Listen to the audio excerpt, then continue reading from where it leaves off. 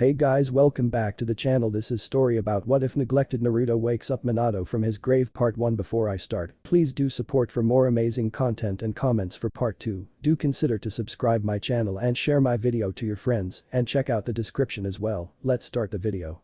In the middle of a dark forest, a massive chakra-infused paw thundered into the ground.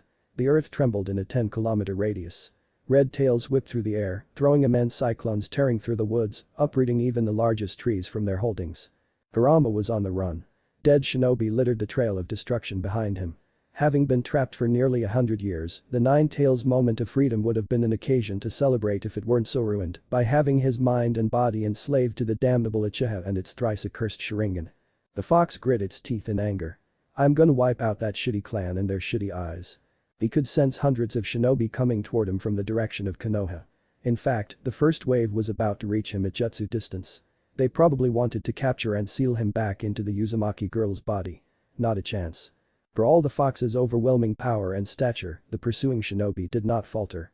Leaping high into the air and bouncing off trees and debris with chakra-supported balance, the ninja managed to avoid the worst of the otherwise devastating seismic upheavals.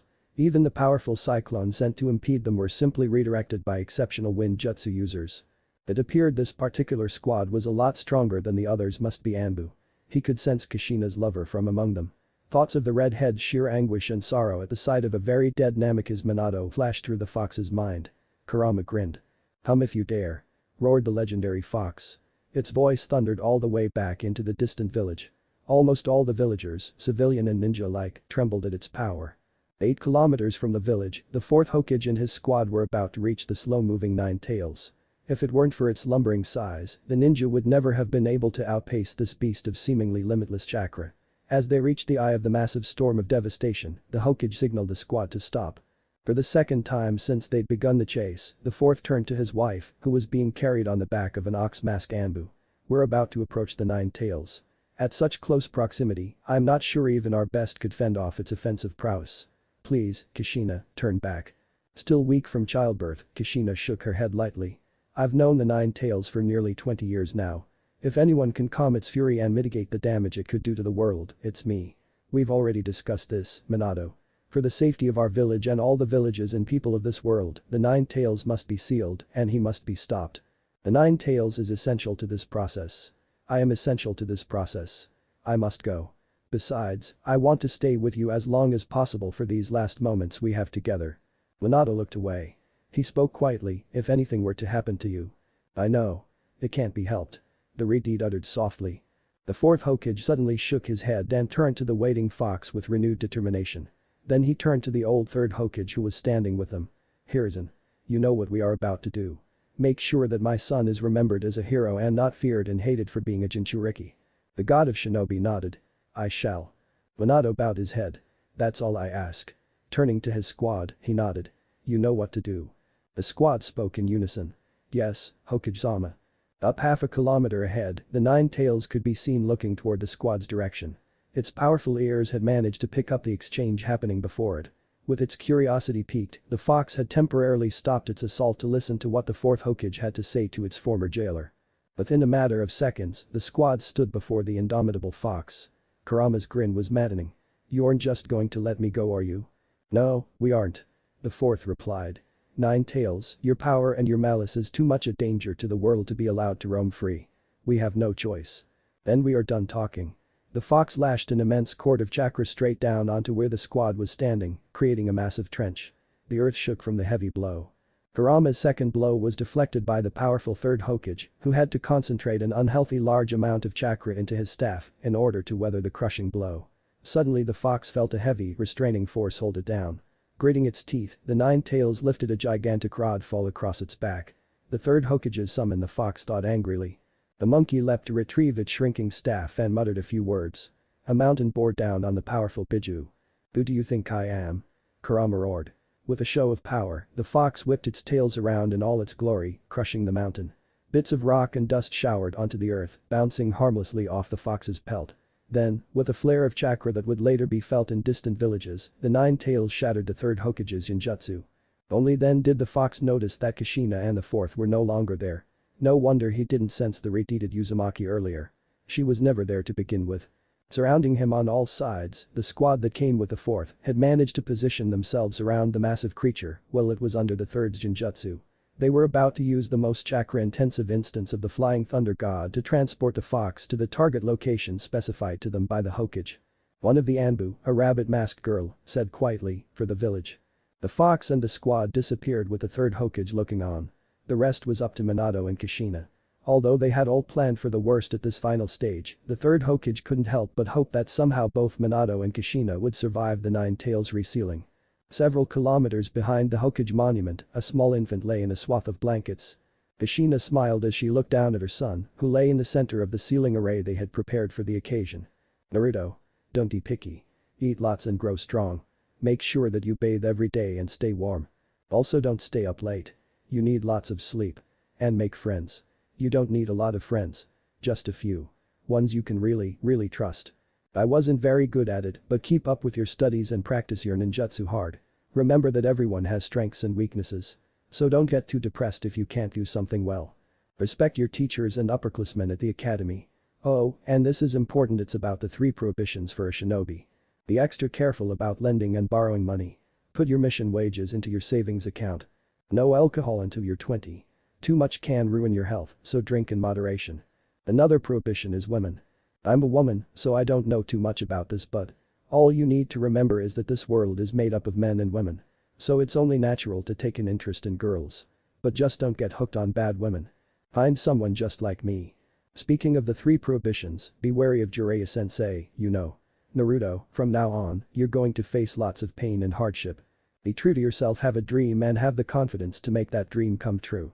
Kushina's voice faltered with a sob. "There's so much more that I want to pass on to you, I wish I could stay with you longer, I love you." Iridide looked up at her husband who had appeared during the latter end of her speech. His expression was inscrutable. "They're coming, Kushina. I hope you're ready." Iridide nodded. "I am." Their eyes met and Kushina smiled before falling into a bout of coughs. Blood dribbled down her chin. Her internal organs and chakra system were irreparably damaged by the birth and the Nine Tails escape. No Jinchuriki had ever survived having a Biju torn out of its grasps. Not only was the woman frail from childbirth, even with proper medical care, her odds of survival were abysmal. As it stood, it was only her strong will and the Uzumaki's amazing regenerative powers that were keeping her alive. Uzumaki Kushina was dying. Without warning, the Nine Tails appeared before them along with the squad responsible for its appearance. Every single one of them were dead from chakra depletion. Not even given a second to regain its bearings, Gamabunta, who Minato had summoned beforehand, jumped on top of the fox, pinning the monster's head into the earth with its fork. Kurama snarled. "Yandayami." Gamabunta struggled and barely managed to hold on. Swiftly, the fourth activated the 8-trigram seal. Haki Fuin. The fox widened its eyes in despair. Ethereal chains flew from the belly of the blonde infant before it and bound it in an unbreakable hold. Kurama glared at the blonde Hokage. The hatred in his eyes were unmistakable. "Release me and your death shall be swift and painless." Ignoring the belligerent behemoth, the fourth turned to his wife. "The Nine Tails chakra is too much for the seal. I'm going to have to split it in 2. There's only one way I know of that can do this." Kushina's eyes widened in horror. A lump formed in her throat. The dead demon-consuming seal. Minato nodded. "We'd already guessed that this might have been the case. The Nine Tails is powerful." Kushina sobbed. "No, not you too." She wanted to cry. It was so unfair. Here was the most wonderful man in the world sacrificing his life and soul, and for what? Why couldn't someone else do it? Why him? Why did he have to die? Questions flooded her mind. Naruto was supposed to have a father. Kushina gulped. "But I could." "No, you can't." The fourth cut in. "Your chakra system is all but destroyed. No one else knows how to cast it yet." His voice softened at his wife's apparent anguish. "It can't be helped. I love you, Kushina." "The village." "Fuck the village." Kushina blurted in an unconventional bout of vulgarity. "Please. I want you to live. Why does it have to be you?" Minato hopped over his son toward his wife and gave her a hug. Kushina cried into his shoulders. Her lungs were on fire. Every chakra point crushing her nerves and her ability to stay conscious. Despite her pain, Kushina fought desperately to remain alive. To convince her husband to not do this. She knew that it was hopeless. She knew that without the sacrifice, her son would likely be killed by the evil known as the Nine Tails. She knew the Konoha would be destroyed and that many more would suffer. Kushina reached up to cup Minato's cheeks in her hand, tears streaming down her cheeks. "I'm proud of you, Minato. I know you're being strong for me. You don't have to be. I understand. I love you more than you can ever imagine. Minato smiled, giving his wife a quick peck on her forehead. And you. He turned to his son. Goodbye Naruto. Remember your mother's words. I hope he paused, choking back tears. I hope you live a long and happy life even without us to be there for you. Kushina pulled her husband toward her, and the couple shared a last kiss before the fourth gently detached himself from his wife to face the Nine Tails. Kurama, enthralled by the drama, had sat through the entire scene without visibly struggling. Whether or not he knew it to be true, Kurama had a lot more interest in the lives of the petty humans before him than he'd ever be willing to admit. You cannot seal me. He argued. Let me go. If I break free on my own, I swear that your village and all its people will be wiped clean off the face of this planet. Let me go. Now. The fourth Hokage shook his head. I cannot. He made several hand seals for the dead demon consuming technique, clapping his hands together for the final seal. Shikafune. A massive Shinigami loomed out of the ground and plucked Minato's soul from his body. The Hokage chuckled. That was a lot easier than I thought. His body slumped to the floor, no longer housing his soul. The last thing he saw was Kushina smiling at him, giving him her tacit approval, while tears continued to stream down her porcelain cheeks. Goodbye, Minato. Naruto. Kushina collapsed, closing her eyes one last time as she succumbed to the pain and exhaustion that she had been feeling since the Nine Tails had been ripped out of her body. The Nine Tails struggled valiantly, but to no avail. If he had had more time, he could have overloaded the seal with his chakra and broken its hold, but time was something he did not have. If only the little couple could have dragged out their farewell just a little bit longer.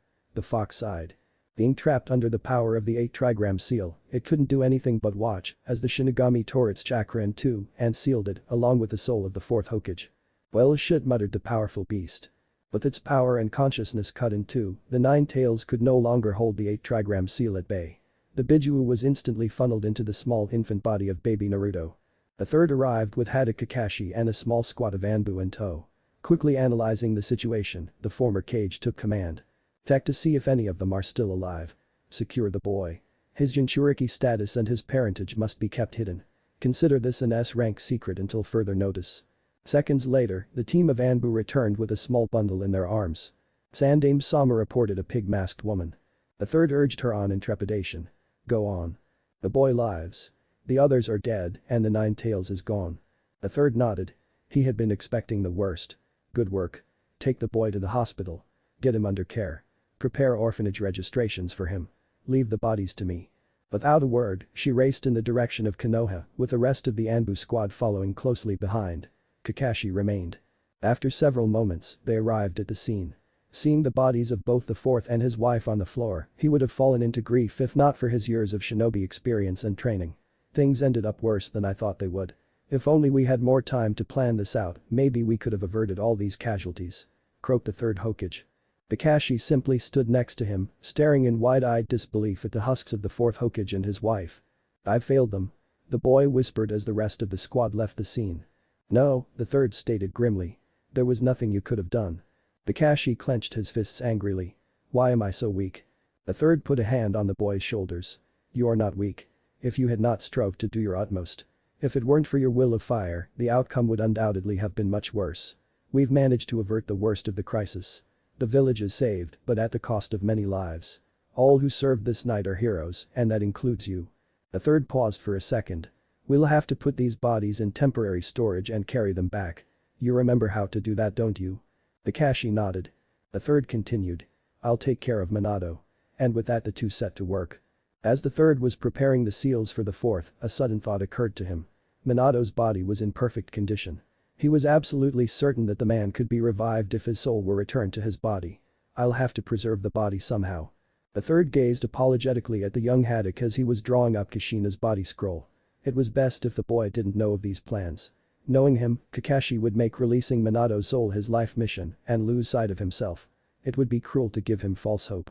The third skillfully drew the storage seal of indefinite preservation and infused a permanent portion of his chakra into it. At the same time, the third laid out a second scroll with his other hand and he drew out the more generic body storage scroll. Then, with a silent jutsu, he infused the scroll with a perfect copy of the fourth's body. It was done. The old man gave Kakashi a quick glance. Now all he had to do was master the dead demon-consuming seal and see if he could make any progress in retrieving the fourth soul. All this happened in less than 10 seconds. Kakashi was still working on Kushina's body scroll. The third got up slowly and stretched his tired bones before making his way to the bodies of the fourth's personal Anbu detachment. The day after the funeral ceremonies, Hiruzen sat in the Hokage's office dressed in Hokage garb and unfurled the scroll he had retrieved from the Forbidden Jutsu archives. The Dead Demon Consuming Seal. The Dead Demon Consuming Seal is a sealing technique created by the ancestors of the Uzumaki clan. It enlists the power of the god of death and, at the cost of the user's soul, can be used to seal anything of equal or lesser value. It is uncertain how the original Uzumaki were able to solicit the Shinigami to their will, and the terms of the contract to this jutsu is unknown. The value of a soul can only be gauged by the Shinigami alone. Users can find themselves only able to seal a fraction of what they intend to seal. When called upon to seal the soul of another being, the Shinigami allows for a contest of power and will. If the user is weaker than his or her target, then it is entirely possible that the user will be unable to seal that target. All sealed contents are stored in the Shinigami's belly. The user's soul will be taken regardless of the technique's success. TCH. I thought so. The old shinobi scoffed in his mind. I can't even summon this thing without losing my soul. How incredibly convenient. The hand seals, chakra techniques and exercises for this seal are as follows. His eyes flicked through the rest of the scroll. That's it, the old Hokage yelled aloud. The guard to the office poked his head through the door. Hokage-sama. The old man relaxed and set the scroll back onto his desk. Nothing's wrong, Kirishima. The Hokage paused for a moment. Actually, could you have one of the messengers notified to send for Orochimaru? Right away, Hokage-sama. The door closed quickly and the guard was gone. The god of shinobi put the scroll in his desk and took up the morning stack of paperwork. This is going to be a long day. Unfortunately, Orochimaru wasn't in the village. The old Hokage was busy with administration and dealing with the political aftermaths of the Nine Tails attack and the death of the fourth Hokage. He would not pick up his Revive Minato project until his student showed up. As it happens, it wasn't until the month after the night of the Nine Tails attack that Orochimaru's face was to appear in the village again. And so it was that afternoon while the Hokage was smoking away his break period that Orochimaru slithered into the office in the guise of a snake. You wish to see me, Sarutobi-sensei? The Hokage chuckled. I didn't think you enjoyed such informalities, Orochimaru-kun. Even if it's snake-related. The snake bore its fangs in a wry smile before changing into the form of a pale, long-haired man. A change of scenery, sensei. Everyone needs it once in a while. Yes, especially you, the old man agreed. You're as pale as ever. You should really get more sun. Staying in those labs all day can't be very good for your health. Orochimaru's pale lips quirked. On the contrary, sensei, I'm healthier than ever thanks to some of my laboratory ventures. It's very nice seeing you again, sensei, but you can't have called me here just to catch up. What is it you need me for? The Hokage gave his former pupil a sad grin. Diligent as ever, I see. Well. He reached into his desk, pulled out a scroll, and handed it to his disciple. This is the scroll for the Dead Demon Consuming Seal. What do you know about it? Orochimaru glanced through the scroll without reading it. Sensei, this scroll already describes the technique and its usage fully. Why do you ask? The Hokage rolled his eyes and shot the pale man with an accusing look. A scroll rarely describes all facets of a technique. This is especially true of forbidden techniques such as this one. You know this, Orochimaru. Orochimaru grinned. My apologies, sensei. Unfortunately, I do not know more than this scroll has to offer. I guess it wouldn't be so easy, would it? The old man muttered. Then sitting up, the Hokage gave his student a stern look. And that's why you are here. I need you to help me with research on this technique. We are both connoisseurs of the world's many jutsu. I am old, but you are young. I no longer have the time or energy to make such ventures myself. The Hokage pointed at the stack of papers sitting on his desk. I'm a slave to paperwork, as you can see. Orochimaru shook his head in sympathy. And that is why I've never cared for the position of Hokage. Much too time-consuming, even with all the powers the position bestows. The third nodded. You on the other hand have inherited my labs and research into which I once so avidly delved in my youth. I would like you to find a way to release the souls taken by the Shinigami of the Dead Demon Consuming Seal. Orochimaru tilted his head. A way to release the souls sealed with an Uzumaki technique. Whose soul are you trying to retrieve, sensei? I'm sure the only person who knew of the technique in the village was Uzumaki Kushina. In fact, she was the one who wrote this scroll. Here, Orochimaru opens the scroll and stabs a finger at Kushina's name at the bottom. The snake man grinned. It's the fourth, isn't it? TCH. You're too damn smart, Orochimaru-kun. The old man frowned lightly. I have the fourth's body interred in an indefinite preservation storage scroll. Orochimaru simply gleamed. An empty body waiting for a soul to give it life. And where do you have his body stored, sensei? I believe if you leave everything to me, I may be able to revive the fourth in your place. When that happens, I will hopefully be able to bring a living, breathing Namikaze Minato back to Konoha. A third chuckled. His student knew him well. That would be perfect. I'll deliver the scroll to you myself later this evening. Consider this project a secret between the both of us. He paused and took a deep drag, filling the room with smoke afterward. Imagine the surprise on the people's faces when they see their fourth Hokage up and kicking again. The old man chuckled. Orochimaru chuckled along with him. Yes, imagine that. With me in his body.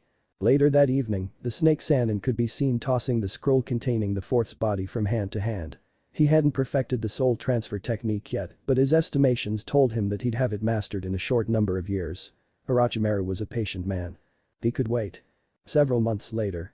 Wearing a demon-faced mask, one of Konoha's 10 Anbu captain knelt before the Hokage. The old man sat behind his desk with an impassive look. Report. The man nodded. Hokage-sama, we've discovered the identity of the culprit behind the disappearance of the various shinobi and citizens throughout the village. The man paused. The Hokage chewed his pipe impatiently. Go on. It's your students, sir. It's Orochimaru. He's been using them for his experiments. We found many notes and chakra diagrams in a raid we conducted not far from the edge of the nation. Hirizin's pipe fell out of his mouth and clattered to the floor. He'd seen and heard many things over the course of his long shinobi career, but the news of his student's betrayal hit him harder than when he heard of the Nine Tails' appearance in the village nearly a year ago. The Anbu captain stood waiting for the Hokage's orders. Hokage-sama. No, he could not show weakness. Not now. The old man cleared his throat. Call all the Anbu captains not currently on duty to me now. The captain bowed.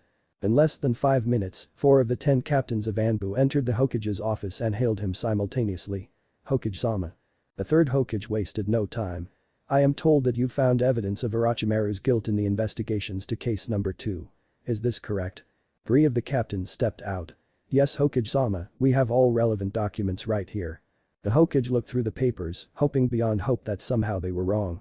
As his anxiety and dread solidified into certainty, the Hokage heaved a small sigh. Orochimaru is to be branded an S-rank criminal. We must capture him. Kill if necessary. Where is he now? Use whatever info you have pertaining to Orochimaru's location and motives. Report all pertinent data to me. Organize your squads to your own quadrants. I will assign 10 extra shinobi to each squad currently here. If you find Orochimaru, call for reinforcements and report his location back to Intel immediately. Do not engage unless you absolutely believe you can subdue him. Orochimaru is an incredibly dangerous shinobi. Any questions? The Anbu remained quiet. They were well trained in the efficient organization of missions, priorities and abilities. Each captain knew what it was they were to do and would segregate tasks among themselves and their subordinates. The Hokage nodded. Dismissed. Orochimaru knew when he was caught. He didn't think they'd suspect him enough to actually raid one of his labs. He was one of the legendary Sannin and a trusted student of the third Hokage himself. Even with his good reputation, Orochimaru did not hesitate to place safeguards where it was needed. His precaution paid off. Orochimaru escaped the moment he realized that an Anbu raid had been conducted in one of his more private labs. The Snake Man smirked as he raced through the forests of Konoha at blinding speed. Looks like the old man is finally catching on. I wish I had been there to see his face when he heard the news. Orochimaru suddenly had a thought and began to cackle. Now imagine his face when I return in Minato's body to wipe out Konoha. I'll definitely be there to see that. 12 years after Orochimaru was branded an S-ranked criminal, the Sannin sat in the chair prepared for him under a well-shaded veranda. Sitting next to him was his old mentor, the third Hokage. Below them, Gaara, the Jinchuriki of Suna, was being pummeled by Itachi's brother, Uchiha Sasuke. The Snake Man, dressed as the fourth Kazekage, cleared his throat. I'm impressed. He uttered in a deep voice. This Uchiha is actually able to penetrate my son's defenses. The Hokage chuckled. Yes. Talented mentors make for talented students. Konoha is full of talents. Their will of fire burns strong. Orochimaru resisted the urge to roll his eyes. The old man was clearly trying to impress him with Konoha's military might. Orochimaru refused to be impressed. What's your will of fire going to do for you when I have your village crushed under my feet? I already have your shinobi of strongest potential under my leash. Once I have Sasuke's body and his natural Sharingan, I will be unstoppable. Not giving the Hokage even a hint to his thoughts, Orochimaru simply agreed. Yes, Konoha is indeed talented.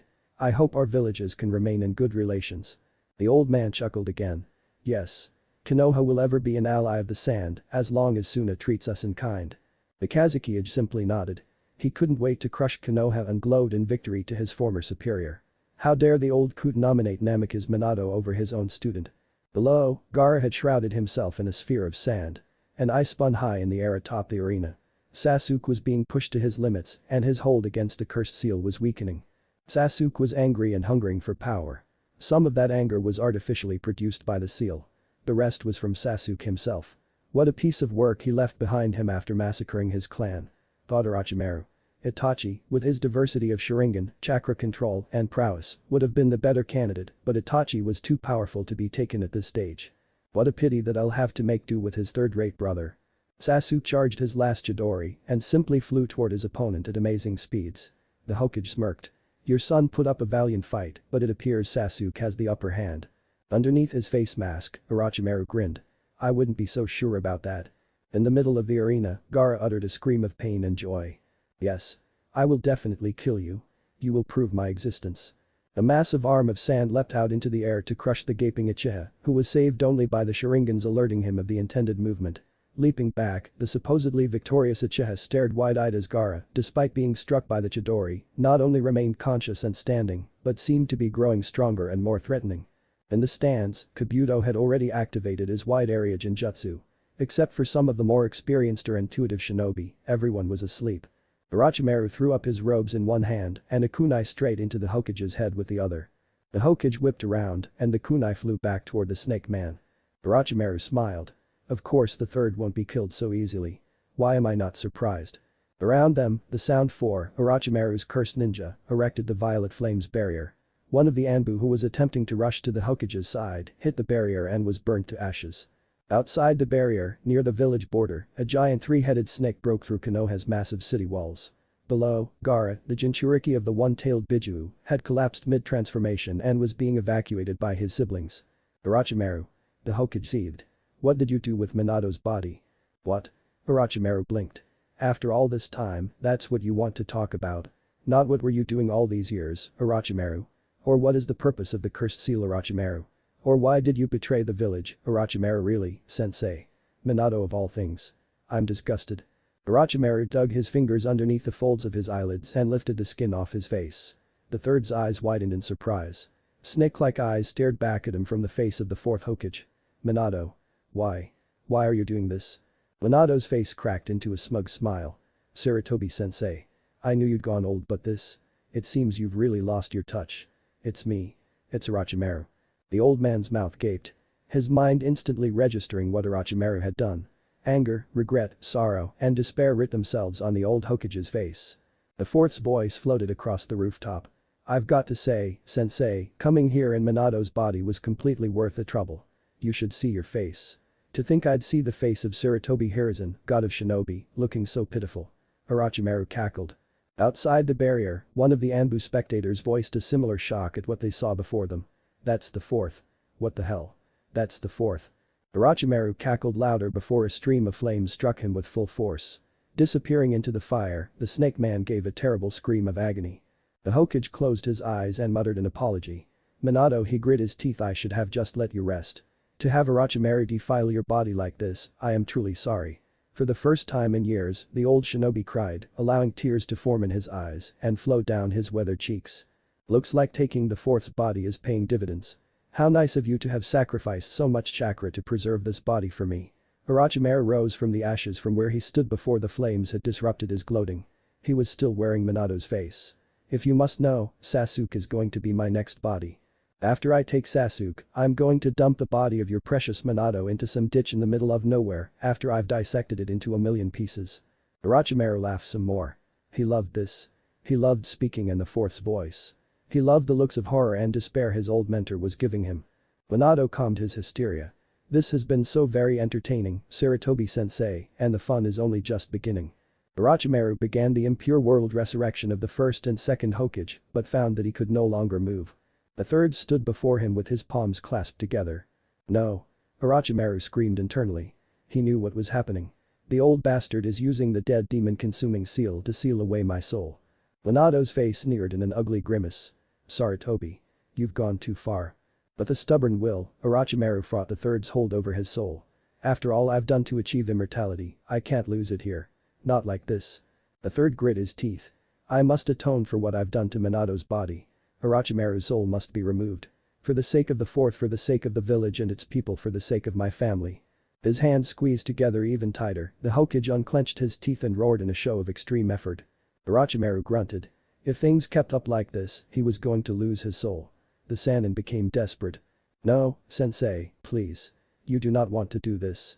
I am your student. You trained me, you raised me with high hopes. I am like a son to you. Release my soul, you old fart. The third's hold on Orochimaru's soul was iron strong.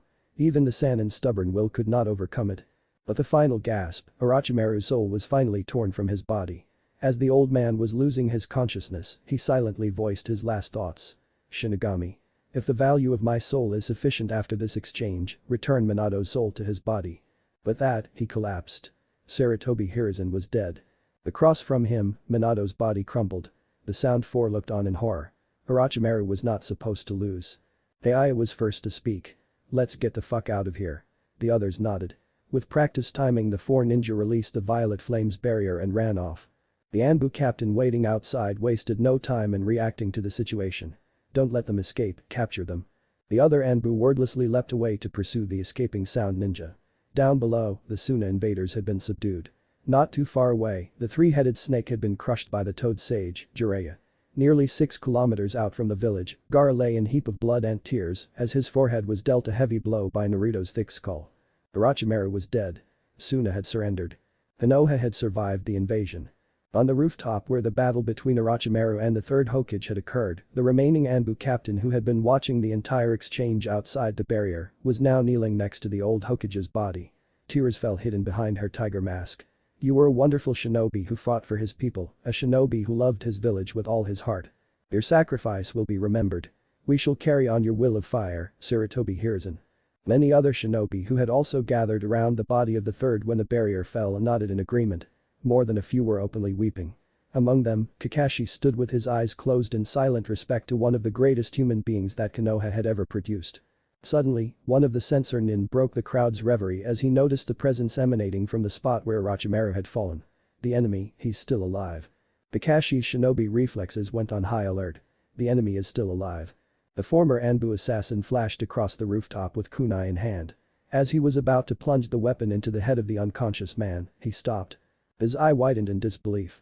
Impossibly but unmistakably, the man lying across the tiles of the roof, it was the fourth Hokage. It was Namikaze Minato. Several other shinobi appeared at Kakashi's side, several with very similar reactions. The man before them looked exactly the same as he did 12.5 years ago, his identity was unquestionable. A couple of shinobi, mask Anbu by the looks of it, took the initiative and wordlessly took the fourth away for medical attention. The others quickly followed suit. Kakashi stared after them, whispering under his breath. It can't be. His eyes flicked open without warning, and he found himself staring at the distinctive wooden creases of a Konoha hospital room ceiling. Disoriented, the blonde shinobi blinked. This can't possibly be the Shinigami's belly. A sudden clatter sounded nearby, and he turned to find a masked man rushing to his bedside. Minato-sensei. You're awake. The former Kage examined the man who had addressed him with such familiarity. Who are you? His sky-blue eyes focused on the mop of white hair and the chiseled, masked face. He could recognize the hair and the mask anywhere. Kakashi. Kakashi nodded. You look so much older. How long was I gone? The blonde looked around. How am I alive? How did you save me? Wait. Minato had a sudden thought and he sat up aggressively. Is Kushina alive too? Where's my son? Kakashi rubbed the back of his head with a single hand and smiled apologetically. Whoa. Sensei, slow down. Let me give you the answers in the order you've requested them. The yellow flash slowly settled back into the pillows behind him. Kakashi paused. Whatever he had to say, Minato was ready to assume the worst. It's so good to have you back, Minato-sensei. It's good to be back. First and most importantly, Kakashi held up a finger and leaned forward. Minato prepared himself to hear bad news. I'm going to have to establish a little background. So bear with me. Minato scoffed silently. Since when did Kakashi become such a taunting conversationalist? Still, it was an improvement from the grim, suicidal Anbu specialist that Minato had last known him to be. You are currently being housed in a shinobi hospital room near the Hokage Tower. We found you yesterday lying on the rooftop after the battle between the third and his student, Orochimaru. Both are now dead. Minato's froze rigid as his eyes widened in disbelief at the news. He made no other response, allowing Kakashi to continue. I see that's news to you. Kakashi noted. Have you noticed where we are? The fourth nodded. We're in a Konoha hospital room near the Hokage Tower, but there is no hospital near the Hokage Tower.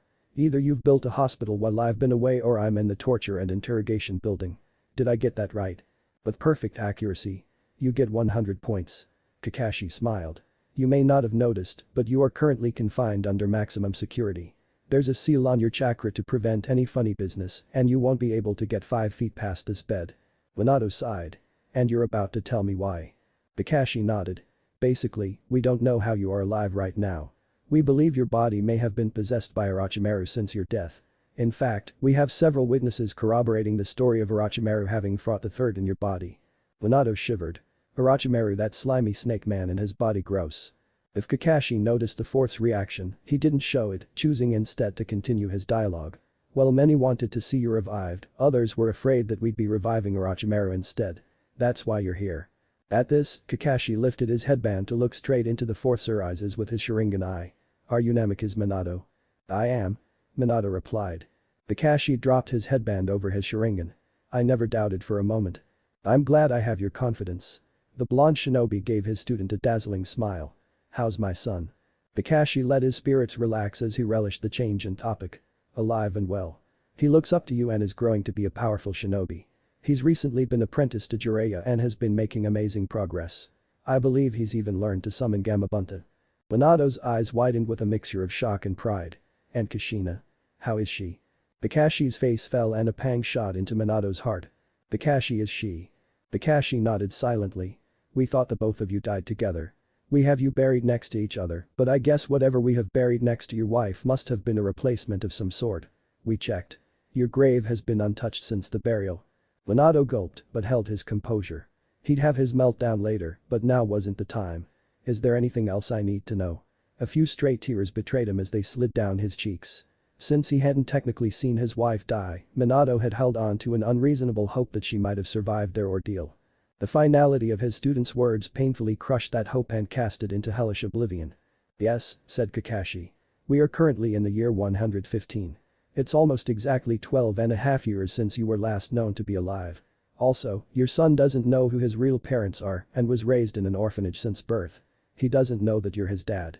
Both his status as a Jinchuriki and his parentage are an S-rank secret by decree of the third Hokage. Also. Thank you, Kakashi. Minato bowed his head as he fought to hold his crushing feelings of loss at bay. Despite having expected it, the news of Kushina's death had still dealt a heavy blow to his heart. He didn't want to offend his student, but he was barely able to register anything else. There was no point in making Kakashi speak any further. Kakashi stood up silently. It was nothing. I guess I'll be leaving you then. We'll have you out of here soon. I think you'll be happy to find that your former place of residence has been cleared for your return. I'll visit you when you get back. The white-haired ninja stalked off slowly, but paused at the doorway. Sensei, remember what you told— Slowly, Minato recited from his perfect memory. She wouldn't want you to throw your life away in sorrow. Life is precious. Live, Kakashi. Live to carry on her will of fire. Kakashi nodded and left. When the door closed, Minato hung his head and cried. The temporary leader of the village, Shikaku Nara, stood next to the head of the torture and investigation department. He had been alerted of the fourth's awakening and had arrived swiftly to hear whatever it is he needed to hear. Kakashi appeared before them with a quick shunshin and bowed. The Jounin commander watched him expectantly. So? Is he the fourth or is he Orochimaru? Kakashi responded immediately. He's definitely Namikaze Minato, leader. The man has no memories of the 12.5 years since he was proclaimed dead. We can carry on with the plans we've had in acclimatizing him to Konoha and perhaps even the Hokage role. Shikaku gave a sardonic smile. That's if he wants it. Make sure you visit him when he returns home. You and Jiraiya are the only close relations he has left from his time. Kakashi responded affirmatively. Yes, leader. You're dismissed. You will be notified when you are next needed. Kakashi remained standing in place. Leader, the man isn't very receptive at the moment. He's grieving his wife's death. If you're looking to talk to him, I think you should wait until some other time. Shikaku nodded. Duly noted. Dismissed. The Jounin commander turned as Kakashi gave a salute and left. Thank you, Ibiki, for so swiftly setting up the accommodations for the fourth. You've done a great job. We'll meet again when you are next needed. It's time for me to head back to run some more disaster control.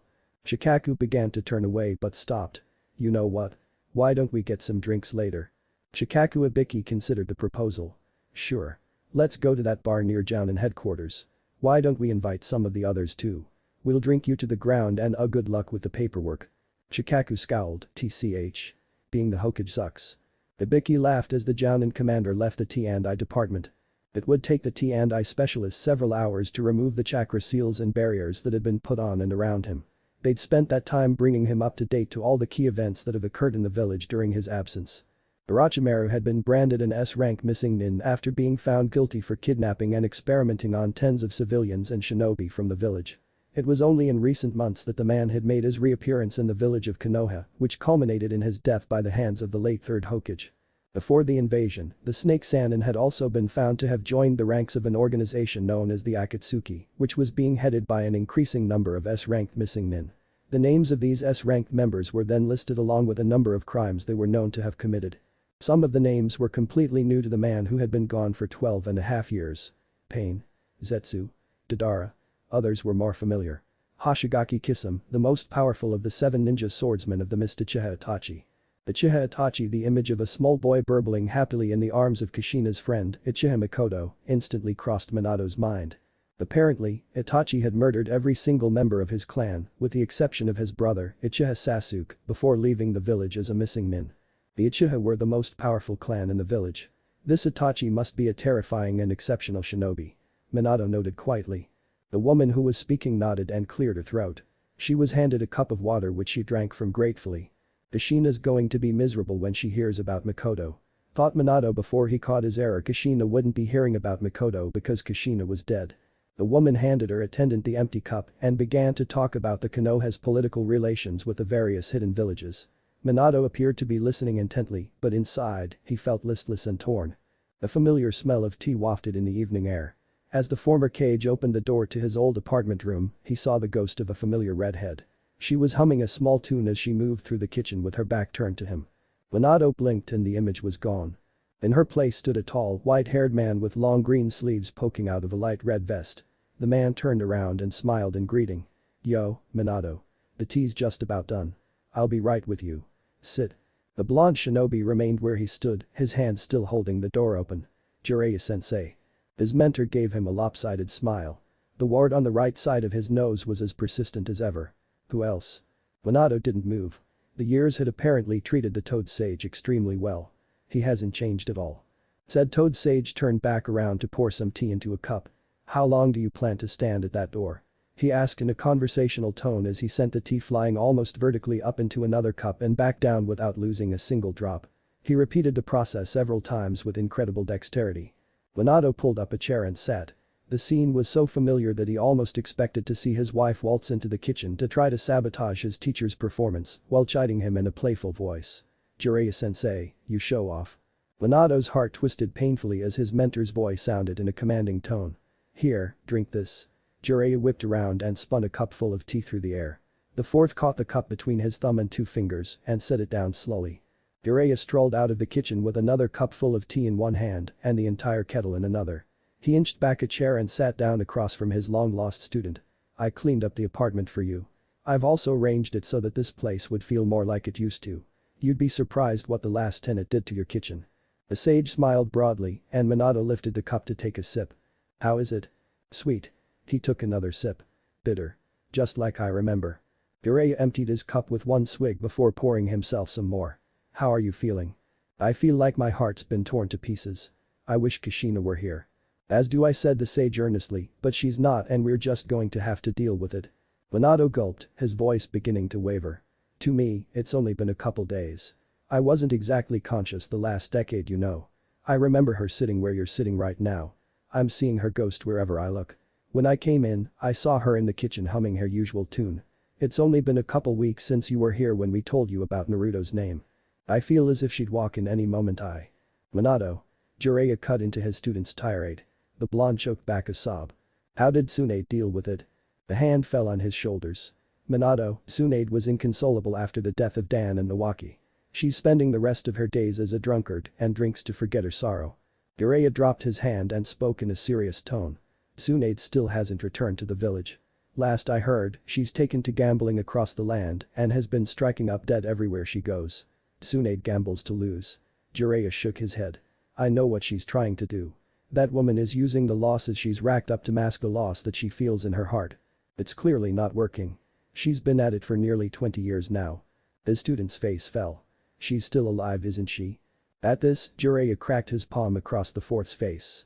Ignoring his well-honed reflexes, the former Kage allowed his head to be whipped aside by the stinging blow. The Sannin's voice faltered. Minato, the pain may not really go away, but don't become like Tsunade. We just got you back after all these years.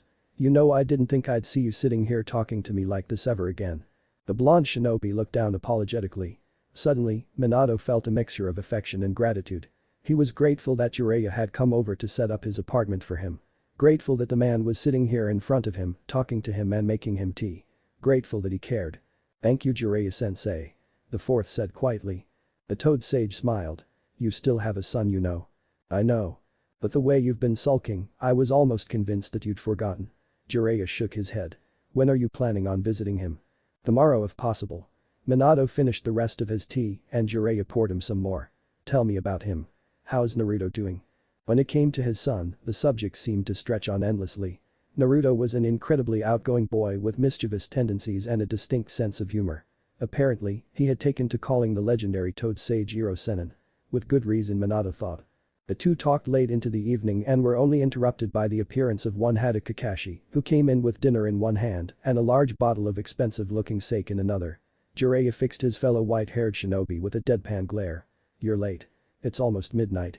Kakashi waved apologetically. Well, I saw a couple of pretty butterflies and I lost myself in a dream. You understand what that's like. The sage gave a stern nod. Well, if it's the butterflies, then I can't really fault you. They must have been exceptional. Very. Kakashi smiled as he set the table with several plates of steamed buns and tightly sealed bowls of noodles. Horrified, Minato looked from Jiraiya to Kakashi and then back to the Sannin. No way. Kakashi looked to his mentor as he set some disposable chopsticks in front of him. What's wrong, sensei? Minato stood up. Jiraiya-sensei. This is not what I meant when I asked you to help him out of his depression. Jiraiya simply laughed loudly at his student's protest. Realizing he wasn't going to get his message across, the fourth sat back down and muttered sulkily. There must have been better ways to do it than to teach him your habits. At this, the Toad Sage became hysterical. Kakashi pulled down his face mask to eat his share of the food. Later. The three ate, drank and talked well into the morning. By the time they'd finished the last of the noodles and steamed buns, sunrise was only a few hours away and Minato had consumed most of the sake that Kakashi had brought earlier. Kushina, nothing will happen to you under my watch. He muttered before passing out in a drunken stupor. I promise. The two more sober shinobi looked at each other knowingly and carted the fourth Hokage into bed. Kakashi cleared the table as Jiraiya filled a small tub with soap and water. 15 minutes later, the white-haired men laid out the individual futons that they had each brought with them on the apartment's living room floor. Kakashi laid flat on his back staring up at the ceiling. You think he'll be okay? Definitely. Jiraiya replied with confidence. We're here for him. He'll be fine. Kakashi closed his eyes, muttering one last word before drifting into sleep. Hopefully. Sunlight flew through the room as Kakashi drew the curtains aside. The effect was instantaneous. Minato groaned and threw a pillow over his head as the light fried his eyeballs. Go away. He muttered. Kakashi tore the pillow from his mentor's grasping hands. Kushina's being so mean, thought Minato as he blindly reached for the pillow that Kakashi held just outside his reach. Kushinaya, he groaned as he opened his eyes against a glaring hangover. His vision blurred, then refocused onto a mop of white hair over a dark blue mask. Yo, my cute Minato-sensei. Minato leapt out of bed with a screech and landed on his feet on the other side of the bed, his body settled in a defensive stance. Kakashi. What are you doing here? He asked as he dropped his stance and stumbled, nearly losing his balance. The student flashed across the room to catch the extremely hungover blonde. I came to visit you last night, remember? I brought food and sake and everything. The blonde rolled his eyes. No, I meant what are you doing here, in my room? Kakashi smiled innocently. Do I need a reason to visit my cute little sensei? Oh my god, Kakashi. Minato cried, exasperated. His brain throbbed against his skull, causing him to wince in pain. Kakashi settled his mentor into a nearby chair. We were going to see your son today, remember? Jiraiya-sama is going to take your son on a trip to find Tsunade. Weren't you going to go with them? Minato's leapt out of the chair, ignoring the debilitating symptoms of his hangover. They're leaving this morning. What are we waiting for? Kakashi made an exaggerated grimace. Well, first, you'll need some breakfast.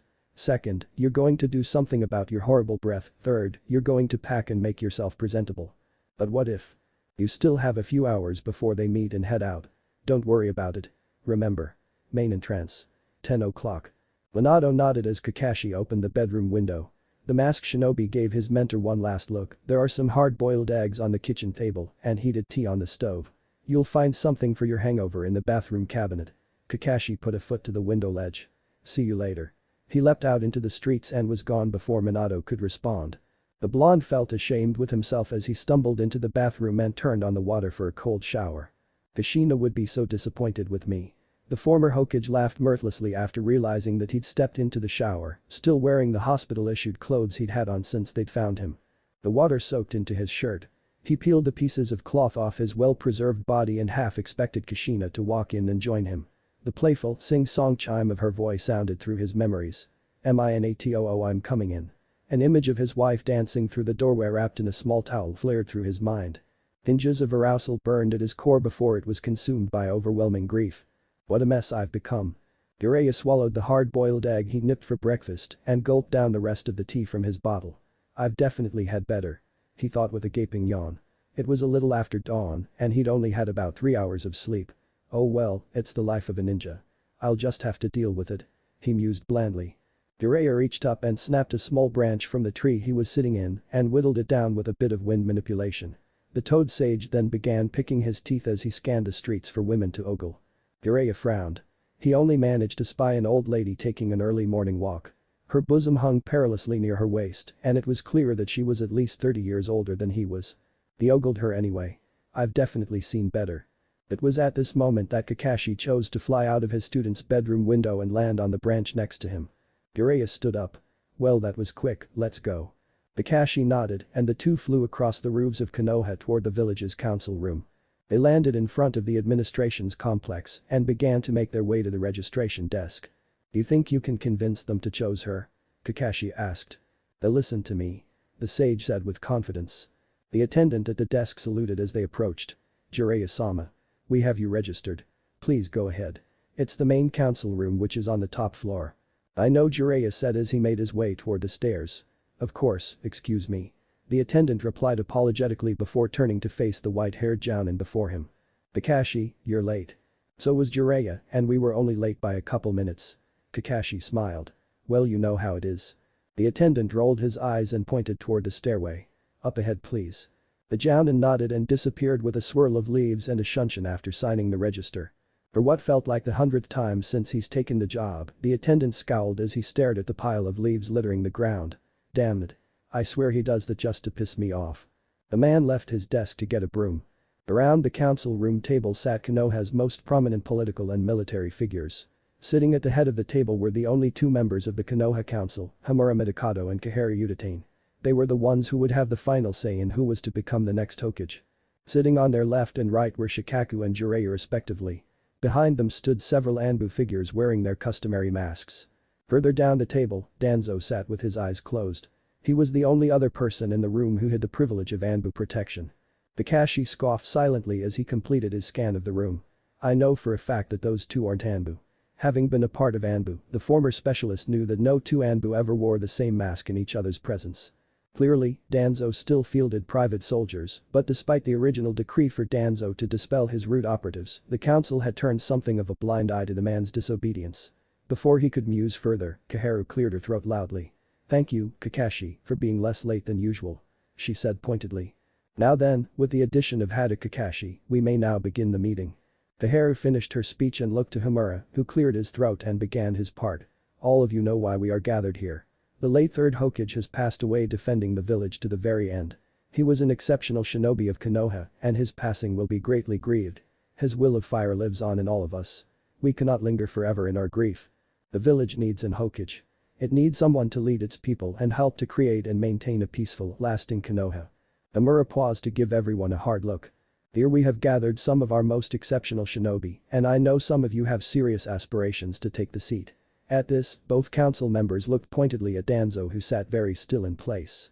"However, we already have a list of candidates from among you who we deem acceptable for the position. Those who aren't on this list have our deepest apologies." Homura looked straight at Danzo, who feigned apathy.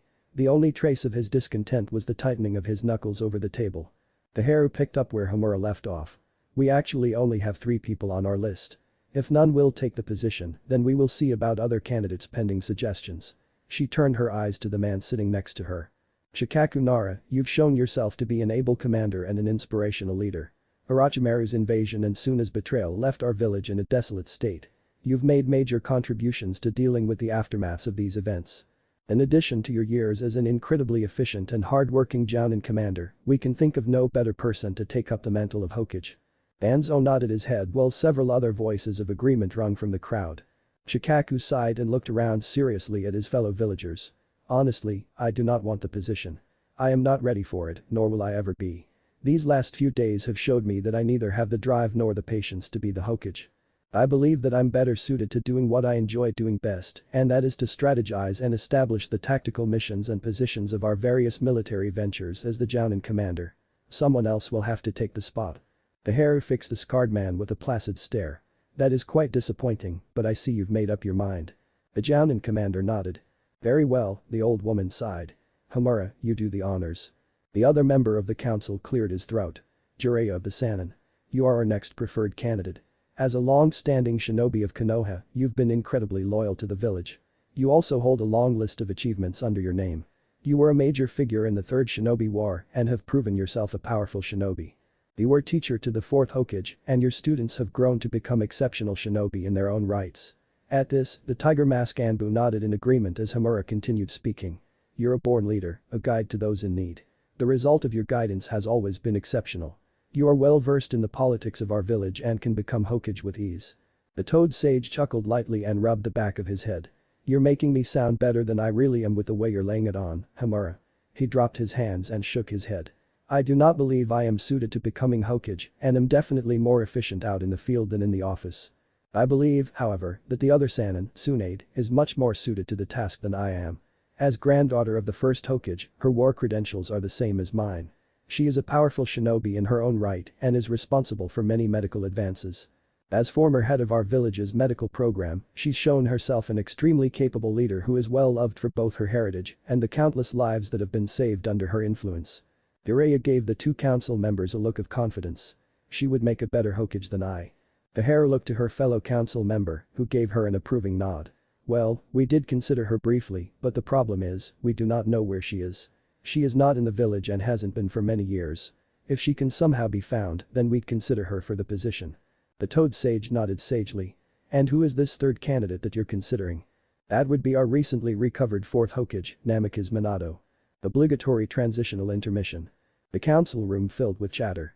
Most had not heard about the discovery of the fourth since no official announcement had been made yet. In addition to those in command, only the shinobi who had discovered and cared for the man were privy to the information. Shinobi didn't gossip for very good reasons. Homura cleared his throat loudly. Silence please. The chatter died down. As to the circumstances of his coming back from the dead, those can be discussed later if necessary. As of right now, we'd like to officially declare the fourth's discovery an S-rank secret until further notice. Our relations with Iwa and Kumo have been tenuous at best. If Iwa were to hear of the fourth's reappearance, they may be tempted to try some unsavory military or political maneuvers against us in retaliation for what he did to them during the previous war. Kumo may decide that Konoha had become too powerful with the re-addition of our former Kage. The ramifications are the same. It is best that we keep this amongst ourselves. Anzo chose this moment to open his one unbandaged eye that he had been holding closed. And how would you make the man Hokage if his identity is such an important secret? If he were to become Hokage, then the secret would naturally dissolve. Besides, Konoha just took quite a blow. I'm sure the death of the third and a sixth of our shinobi forces more than makes up for the addition of one Namikaze Minato into our ranks. Kaheru sniffed. One of the women sitting in the room motioned to speak. That is true regardless of whether or not he chooses to become Hokage. Amura shook his head in stubborn refusal of her logic. Well. Anzo interrupted. Since when did Konoha fear other nations to such a degree that it'd force its more powerful shinobi to hide themselves as S-rank secrets? When the legendary Sannin first gained their titles, did we mark them S-rank secrets? When Tsurutobi Hiruzen showed an astounding mastery of all 5 elements, did we turn him into an S-rank secret? Has Konoha become so weak that we've become afraid to even harbor powerful shinobi? I remember a time in which powerful shinobi were flaunted to both show the strength of the village and inspire fear in the enemy. The old warhawk sighed. What kind of backwards world are we living in these days? Jiraiya gave Danzo a hard look before articulating his thoughts on the matter as was expected of him. He has a point. This type of secret impinges on the freedom and well-being of our village's strong shinobi. I say we do away with such impositions. The fourth does not need to be shunned by his own village. The council members looked to each other. Kaharu spoke up first. Fine. But if I were Kumo declares war, know that it is because of what you've decided here today. We are getting slightly off topic. She looked to the only Sannin present. Jiraiya. We don't know where Tsunade is. Since you don't want the position, our former Hokage, Namikaze Minato, would be the obvious choice for the role. Kakashi motioned to speak. Yes, Kakashi. He doesn't want the position. Amura furrowed his eyebrows as his fellow council member looked to Jiraiya. What? Is that true? Asked Kaharu. The Toad Sage nodded. We spoke to him last night. He wants to be sent afield. There's someone he wants to track down and he thinks he can do it better as an active shinobi. Someone was responsible for the Nine Tails attack that night and he says that he can find that person. The council objected. But he can do that and still be Hokage, can't he? Jiraiya sighed and shook his head. To be honest, his wife's death is probably the main reason he's rejecting the role. She was the reason he became Hokage in the first place. Now that she's gone, he no longer desires the position. There's really nothing we can do about it. Then I guess we can start taking requests from aspiring Hokage. Jiraiya cut in. Wait, what about Tsunade? Kaharu shook her head. We don't know where she is. We've established that. Jiraiya smiled. He'd been keeping track of his teammate since she left nearly 20 years ago. Actually, I've recently gotten some very reliable information from my network and can almost pinpoint her exact location. If you give me a couple weeks, I'll have her back in Konoha in time for the official Hokage selection. Jiraiya paused to let his words sink in. The council members talked to each other for a few moments before reaching an accord. It is agreed.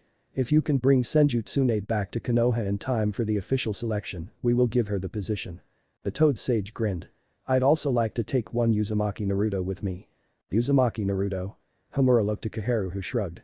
They knew exactly who and what Naruto was, but they also knew that if anyone, Jiraiya could keep him secured. We will permit it. Jiraiya mentally gave himself a high five. Minato's coming too. Kaharu and Homura shared a look. Naruto's father. Fine. The rest of the meeting will be dedicated to requests for the Hokage position on the off chance that Jiraiya doesn't find Senju Tsunade. We will listen and judge impartially. Those who aren't submitting a request may be dismissed. Danzo raised his hand to speak. Wait. I'd like to hear about the fourth. A number of attendees voiced a similar sentiment. Alright. Homura sighed. Shikaku, would you? Sure. The village's soon-to-be ex-temporary leader stood up to give a summary of the fourth's discovery and subsequent recovery. After helping the Jounin commander complete his report on the fourth, Kakashi decided that he was no longer needed and left the meeting room. Jiraiya stayed. He needed to give a rough summary of what he was going to do and where he was going to be during his search for his teammate. He also stayed to help analyze the various Hokage applicants.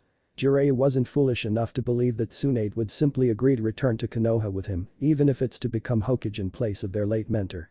The Sannin's voice held a lot of political weight and he stayed to make sure they didn't pick some dunce who just happened to know how to kiss up to the expectations of the two council members. The meeting would last until noon at least. It was merely 7:28 am, a little bit over an hour since the meeting was started. Kakashi made his way out of the administration complex toward Naruto's apartment. After the battle with that red-headed Suna nutcase, Naruto had been sent to the hospital for medical treatment only to be released a few hours later despite heavy injuries. As long as his chakra system was untouched, Naruto's Jinchuriki status and his Uzumaki blood almost guaranteed instant recovery from all but the most lethal blows. I don't care what people think, thought Kakashi with a hint of envy, being a Jinchuriki is awesome. The Jounin stood in front of his student's apartment room door. Now, how should I go about doing this? Kakashi snapped up a sheet of paper and brush and wrote. 10 o'clock, Konoha main gate. Don't be late. Kakashi. He was about to stick the note on the door when he had a better idea. Crumpling the paper, the Jounin opened the door to Naruto's apartment and walked in. He was going to have to remind the kid to remember to lock his front door. A soft snore emanated from further inside. He began to make his way through the clutter of things littered around the floor. What's with all this shit? He thought before reaching the source of the snoring. Naruto was lying in the corner of a dark room, asleep as expected. The Jounin reached up to lift the thick curtains of the window above Naruto's bed. As the light filtered into the room, Naruto scrunched up and stuffed his pillow over his head with a groan. Kakashi pried the pillow out of Naruto's hands and he held it just outside of the boy's reach. Naruto grasped blindly for his pillow. What the, he muttered sleepily. He opened his eyes to the sight of a masked Cyclops. Yo, my cute student. Naruto leapt up with a screech and clambered to the other side of his bed, stopping only when he had his back glued to the wall. Kakashi-sensei, what the hell are you doing here? Kakashi thought as he plastered an innocent smile onto his face. Deja vu. Do I need a reason to visit my cute little student? Naruto remained stuck to the wall in horror. No, seriously, Kakashi-sensei. What kind of sensei sneaks into his 12-year-old student's room in the morning while he's sleeping? That's creepy. I didn't know you were a pedophile. The word's pedophile and I don't think it means what you think it means. Naruto relaxed and crossed his arms with a frown. Well, that still doesn't explain what you're doing in my apartment, near my bed and holding my pillow. Give me back my pillow. Kakashi tossed the pillow toward the blonde who caught it with a self-righteous pout. The blonde slid his back down the wall and sat cross-legged. His hand went to his chin in an exaggerated thinking position. Kakashi-sensei. If you aren't here to mess with my apartment or to harass me, then you must be here to give me something super awesome and important before you leave on a long trip. He looked up at his mentor expectantly. Am I right? Kakashi tapped his masked chin. Partly. If you think my morning wake-up routine isn't harassment, then I'm pretty sure I've failed. Naruto scoffed. Whatever. More importantly, Jiraiya is planning to take you on a training trip and will meet you later at Konoha's main gate. I do in fact have a surprise waiting for you there. Really? Naruto's eyes gleamed in excitement. The Jounin nodded. I'm sure you like it. Be there at 10 o'clock sharp, you don't want to be late and miss out. The boy cheered. Thank you so much, Kakashi-sensei. Are you coming on the training trip too? What's the surprise exactly? An exclamation mark punctuated every single statement. It wouldn't be a surprise if I told you now, would it? Kakashi smiled before adopting a slightly heavier tone. And no, I'm not going. I'll have to take care of Sasuke. He's still not fully recovered from his injuries, and his cursed seal has been acting up even more frequently since the invasion. The smile almost literally melted off Naruto's face. I hope Sasuke's okay.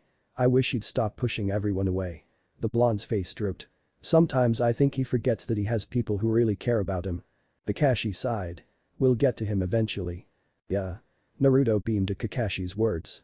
We won't let him become a gloomy loner. Not on our watch. Kakashi nodded as he turned to leave.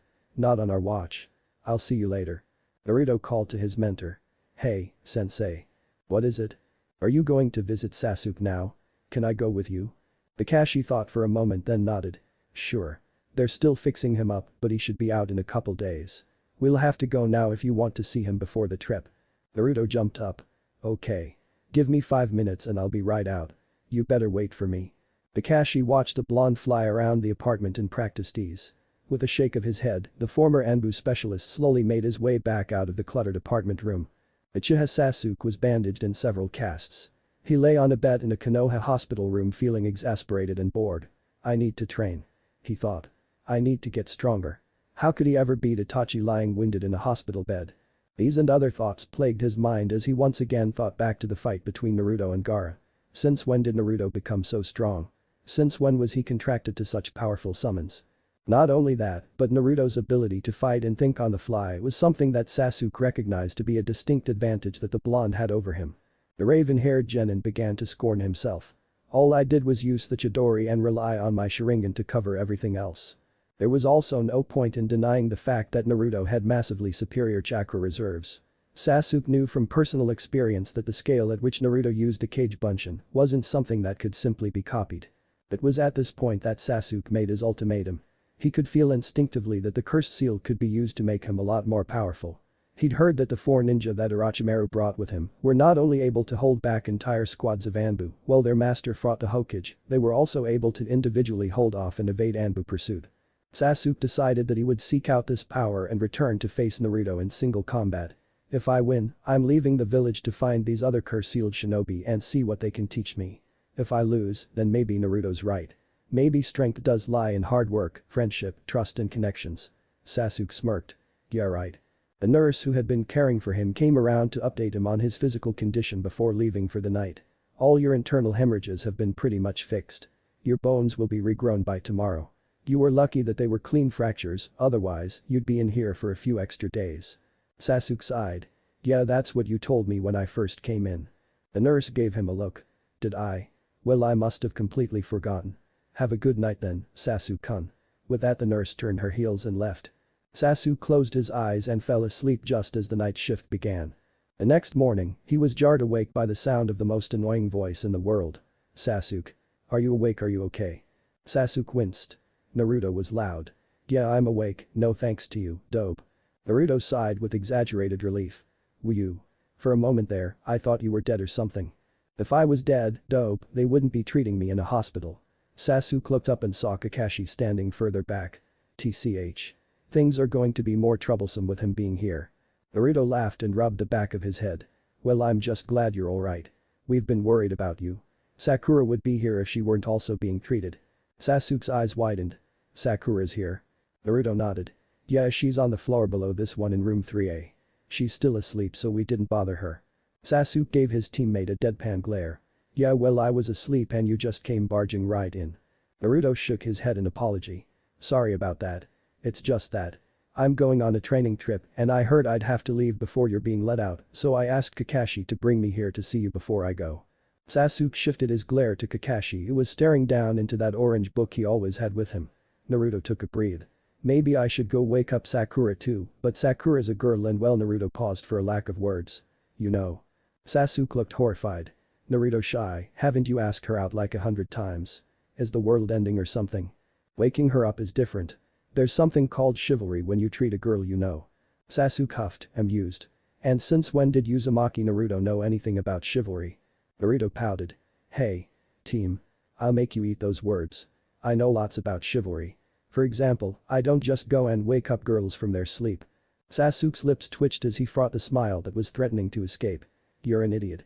In the background, Kakashi felt more than a little relieved as his two students bantered comfortably with each other. That Naruto, I can't even hold a candle to him. Naruto's visit with Sasuke lasted a mere 20 minutes. He had to pack and get rid of the perishables in his fridge for the trip. Before he left the hospital, however, he went down to room 3A to visit Sakura by the prompting of his raven-haired Uchiha rival. Luckily, Sakura was already awake and was reading through a medical textbook that Kakashi had brought her from the shinobi archives. As he approached his crush, Sakura put her book down, giving him a small wave and a cheery greeting. It was nice to have visitors. Hey Naruto. Naruto grinned from ear to ear. Sakura-chan. I'm so glad you're awake. That Sasuke was going to make me wake you up. That's so stupid, right? Hisuo doesn't know anything about chivalry. What? Sakura smiled and nodded to mask her confusion. Right. Glad that Sakura was being more receptive than usual, Naruto plowed into his next line of thought. So listen, Sakura-chan. I'll be going on a really long trip and won't be back anytime soon, so this might be the last time I see you in a long time. Naruto looked expectantly at the Pinket. This is where she tells me that she'll miss me and how much she actually loves me and how she doesn't want me to go. What's the trip for? She asked. Naruto withered a little but regained his composure quickly. I'm going on a training trip with Jiraiya of the Sannin. He said proudly. Oh. When will you be back? Naruto shrugged. I don't know. It could be a few weeks. It could be 2 years. Naruto gently took hold of Sakura's hand. I'll miss you, Sakura-chan. Sakura resisted the urge to whack the boy in the back of the head and nodded amiably. Me too. Naruto beamed. When I get back, I'll be so much stronger, you won't even recognize me, Dadabeo. Sakura shook her head with a small smile. Sure Naruto. I'll be looking forward to it. Maybe then you'll stop being such an idiot. Sakura-chan. That's so mean. Naruto smiled wryly. I'll stop calling you an idiot when you stop being one. Naruto nodded before changing his tone drastically. Sakura-chan. Take care of Sasuke team. I heard he's been kind of out of it since the Chunin exams.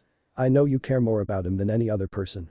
Don't let him get too gloomy and depressed with his revenge stuff, alright? Sakura tried to give her worried teammate a reassuring smile. Don't worry about that, Naruto. Sasuke's in good hands. Naruto tightened his grip on Sakura's hand. Will you miss me so much that you'd be willing to dump that Sasuke and go out with me when I get back? Sakura rolled her eyes. Not a chance. Now if you don't let go of my hand, it's going to be flying in your face, and trust me, it's going to hurt. Naruto dropped her hand. It was worth a shot. I'll see you when I get back then. As he began walking out of the room, Sakura called out to him. Naruto. Yeah? Take care of yourself. Of course. Who do you think I am? Naruto turned back around and struck a wide stance. I'm the great future Hokage, Uzumaki Naruto. Yeah, whatever. Get out of here. Later then. Sakura-chan. Naruto called before racing out of her room. The Pincat picked up her book. Baka. Later. Sakura heaved a small sigh. She wasn't sure how she felt about Naruto's leaving since he hadn't been absent for that long yet, but the class clown had become a comforting presence to her since they'd been placed in the same genin team. Naruto may have been a loud-mouthed idiot sometimes, but his cheery nature and strong convictions had grown on her over the 6 months they'd been together. I'll definitely miss him. Starting 7:30 in the morning, the fourth Hokage set out to see how his village had fared since the Nine Tails assault. Having had his face carved into the side of the massive mountain cliff hanging over the village, his identity could be easily discerned by any Konoha villager. Thus it was to no surprise that his tour began to cause a ruckus in the village. It began when some of the more inquisitive or bold villagers began walking up to him. The first to approach him was a friendly-looking couple. The male spoke first.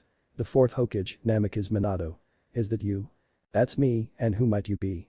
he asked with a smile. "My name's Haruno Kizashi and this is my wife, Mibuyuki. It's such an honor to be talking to you. Yandere-sama." The couple bowed and the fourth nodded. The wife spoke next.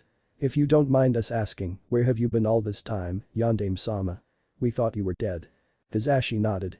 "I thought I was dead too. It's a long story, but it's good to be back. I see the village population is still growing strong. I look forward to living among you again." The fourth gave his own perfunctory bow. Kizashi grinned. "We are only doing our duty to the village. We can never forget the sacrifice you and your wife made for us that night and we can only put utmost effort into doing our part." Minato missed the latter end of Kizashi's pleasantries as a numbing shock raced through his body. The image of his wife's last moments came crashing down on him like a meteor. "I seriously need to do something about these emotional reflexes. I can't keep living like this," he thought inwardly. On the outside, his face recorded none of his inner turmoil. "Yes.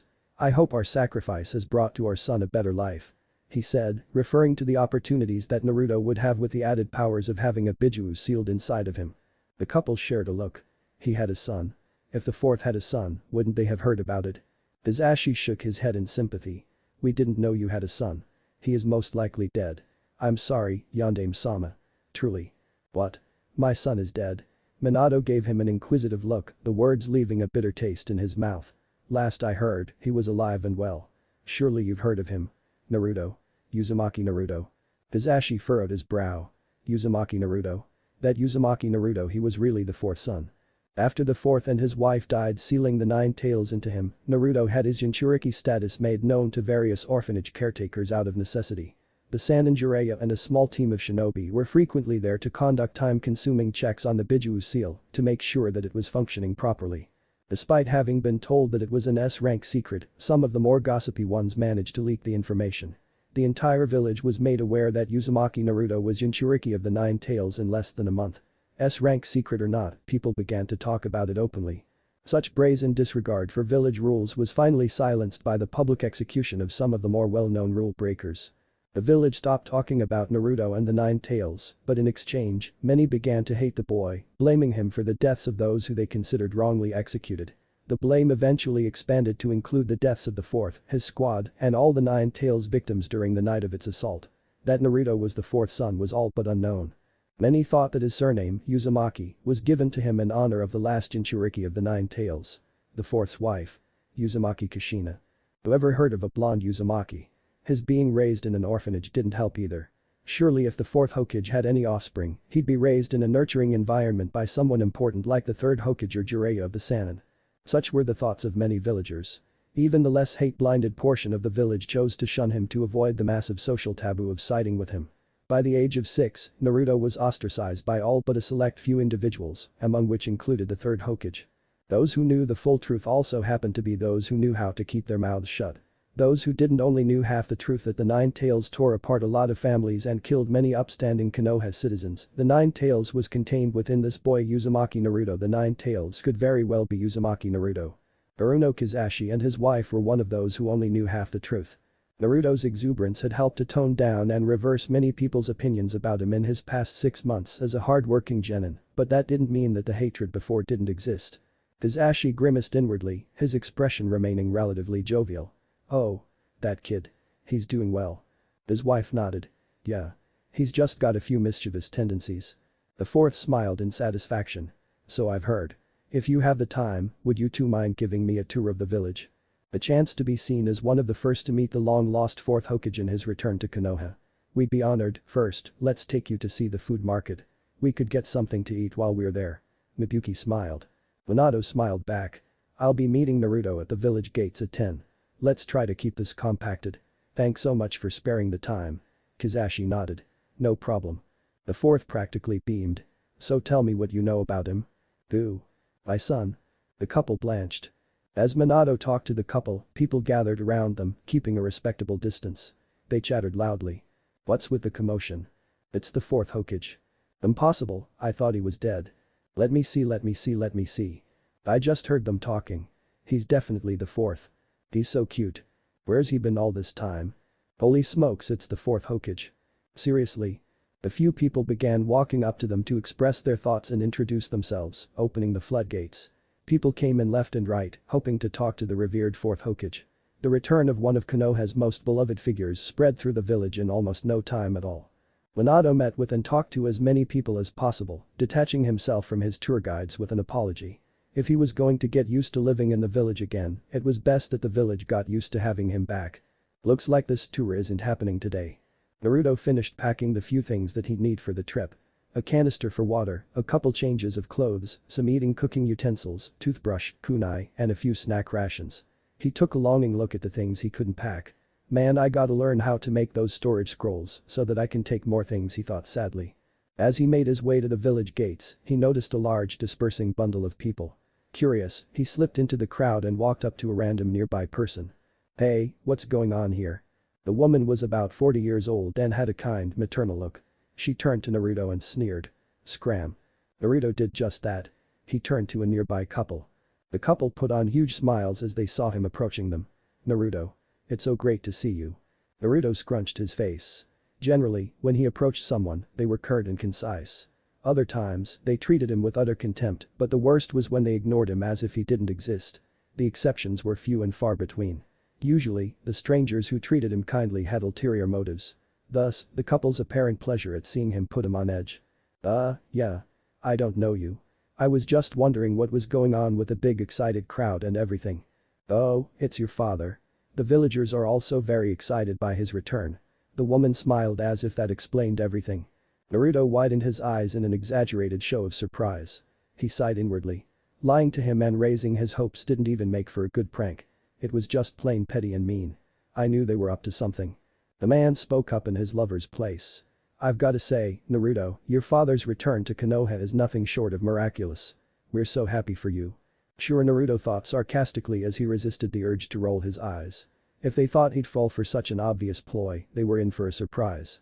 Naruto gave a friendly nod to the man's platitudes. Thank you very much. I'll see if I can catch him. Bye. The woman waved with cheer. My name is Haruno Mibuyuki and my husband here is Kizashi. Tell your father we said hi. I will. Naruto nodded again, not really listening to their introduction. He leapt out of sight and made a shadow clone. Having been created with Naruto's thought processes, the clone needed no debriefing as it wordlessly went off to do what it was made to do. I hope they enjoy what I have in stock for them. The original thought with a smile before racing after the crowd. He still had a little bit of time. As the last of the stragglers began detaching themselves from his presence, a few stubborn adherents remained. He had a little under half an hour to get to the rendezvous point with Jiraiya-sensei, and at the pace he was going, he'd never make it. Minato had given the crowd a small speech to that effect, leaving out the details of his meeting to avoid being followed. Privacy is something he rarely had in public since he'd become Hokage, and his 12 years of absence has done nothing to lessen this problem. Now to deal with those more dedicated fans of his. He sighed. A pretty pink-haired woman held his arm stubbornly and was chattering away about how her family had been saved by his sacrifice and how she had fallen in love with him ever since. How old was she when that happened? 10 years old. I'm not interested. He said bluntly before having his other arm snagged by a very attractive blonde. Yonde Mesa if you're not interested in her, would you be interested in me? She sang in what was probably supposed to be a seductive voice. Please unhand me. The fourth looked her seriously in the eyes. He felt someone else grab him from behind, breasts digging into his upper back. I've been dreaming about you ever since hearing about your life, how you faced off against 1000 Iwanin by yourself, how you stopped the Nine Tails from destroying the village, and all the other amazing things that you've done, Minato-sama. The yellow flash struggled. He didn't want to be rude, but things were getting out of hand. Please respect my personal space and interests. I do not want to have to resort to. He stopped mid-sentence. His eyes widened at the sight before him. A massive crowd of young women at least 100 strong came running toward him with fanatic grins on their faces. Within seconds, they occupied every space around him in a 10-foot radius. He squeezed his eyes shut and the image of his teacher, Jiraiya, appeared in his mind. This would have been a dream come true for him. In fact, I think this would have knocked him cold from sensory overload. Wait. Then something clicked as he recalled what he'd been told last night about Jiraiya's first encounter with Naruto. Minato's heart raced with excitement. He knew exactly what was going on. A swarm of girls disappeared in a puff to be replaced by over 100 identical-looking blonde boys. The women immediately around him simply disappeared in a puff of smoke. One of the boys walked up to him with an ear-splitting grin on his face. "Yondaime Hokage, my name's Uzumaki Naruto, and I'm a huge fan. I've been dying to meet you." Naruto then performed a small bow. "How'd you like my mass shadow clone sexy jutsu?" Shadow clones were popping out of existence one after another. The fourth finally allowed himself a smile that he'd been holding back. "Naruto, I've been dying to meet you too." It wasn't long before Naruto found out what was going on. Apparently, the fourth Hokage had made a miraculous return to the village. After thanking the man who'd given him the information, Naruto had continued his pursuit of the crowd. He'd managed to catch the fourth as he was delivering a small speech. The gears in his mind went spinning. "I've got to make a good first impression," Naruto grinned. "I know exactly how I can do that." Naruto ducked into a familiar alleyway that he'd found while escaping Anbu a couple years back and slid open a manhole. When safely concealed in the underground tunnel, Naruto created 100 clones, each transformed into a different-looking girl. Each girl was then sent out one by one, mingling seamlessly into the crowd. Naruto giggled proudly to himself at his own genius and left last in the guise of an older, brown-haired variant of Yamanaka Ino. "This is gonna be fun," he thought as he slid the manhole cover back into place. Naruto was in for a surprise. His prank failed to prompt the desired reactions. The fourth had been completely unaffected by his jutsu. Even more surprising was the fact that the fourth was claiming to be his father. The man was Namikaze Minato, the Yellow Flash and the fourth Hokage, and the man was his dad. Naruto's shock became disbelief before finally settling on to acceptance. "Are you really my father?" he whispered. The fourth nodded. Naruto clenched his fists. "Where have you been all this time? Old man Tsurutobi and Iruka-sensei were some of the only ones who didn't treat me like dirt. People kept ignoring me, so I started pulling pranks to get them to notice me. Everyone hated me, even people I've never met before. It was like I was some criminal or something. If it weren't for the old man, I wouldn't have been allowed in the academy. Then, when I said that I wanted to become Hokage, everyone just laughed at me like I was stupid." A sob escaped his throat. "But I kept smiling because I was afraid that if I stopped, I'd become the monster they all said I was.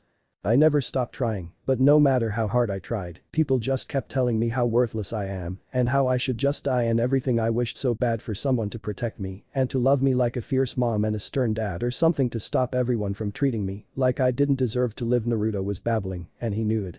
For some reason he couldn't stop crying. He had imagined meeting his parents ever since he understood the concept of family. He'd imagined his parents were captured by some evil organization, waiting for a chance to escape and return to their son.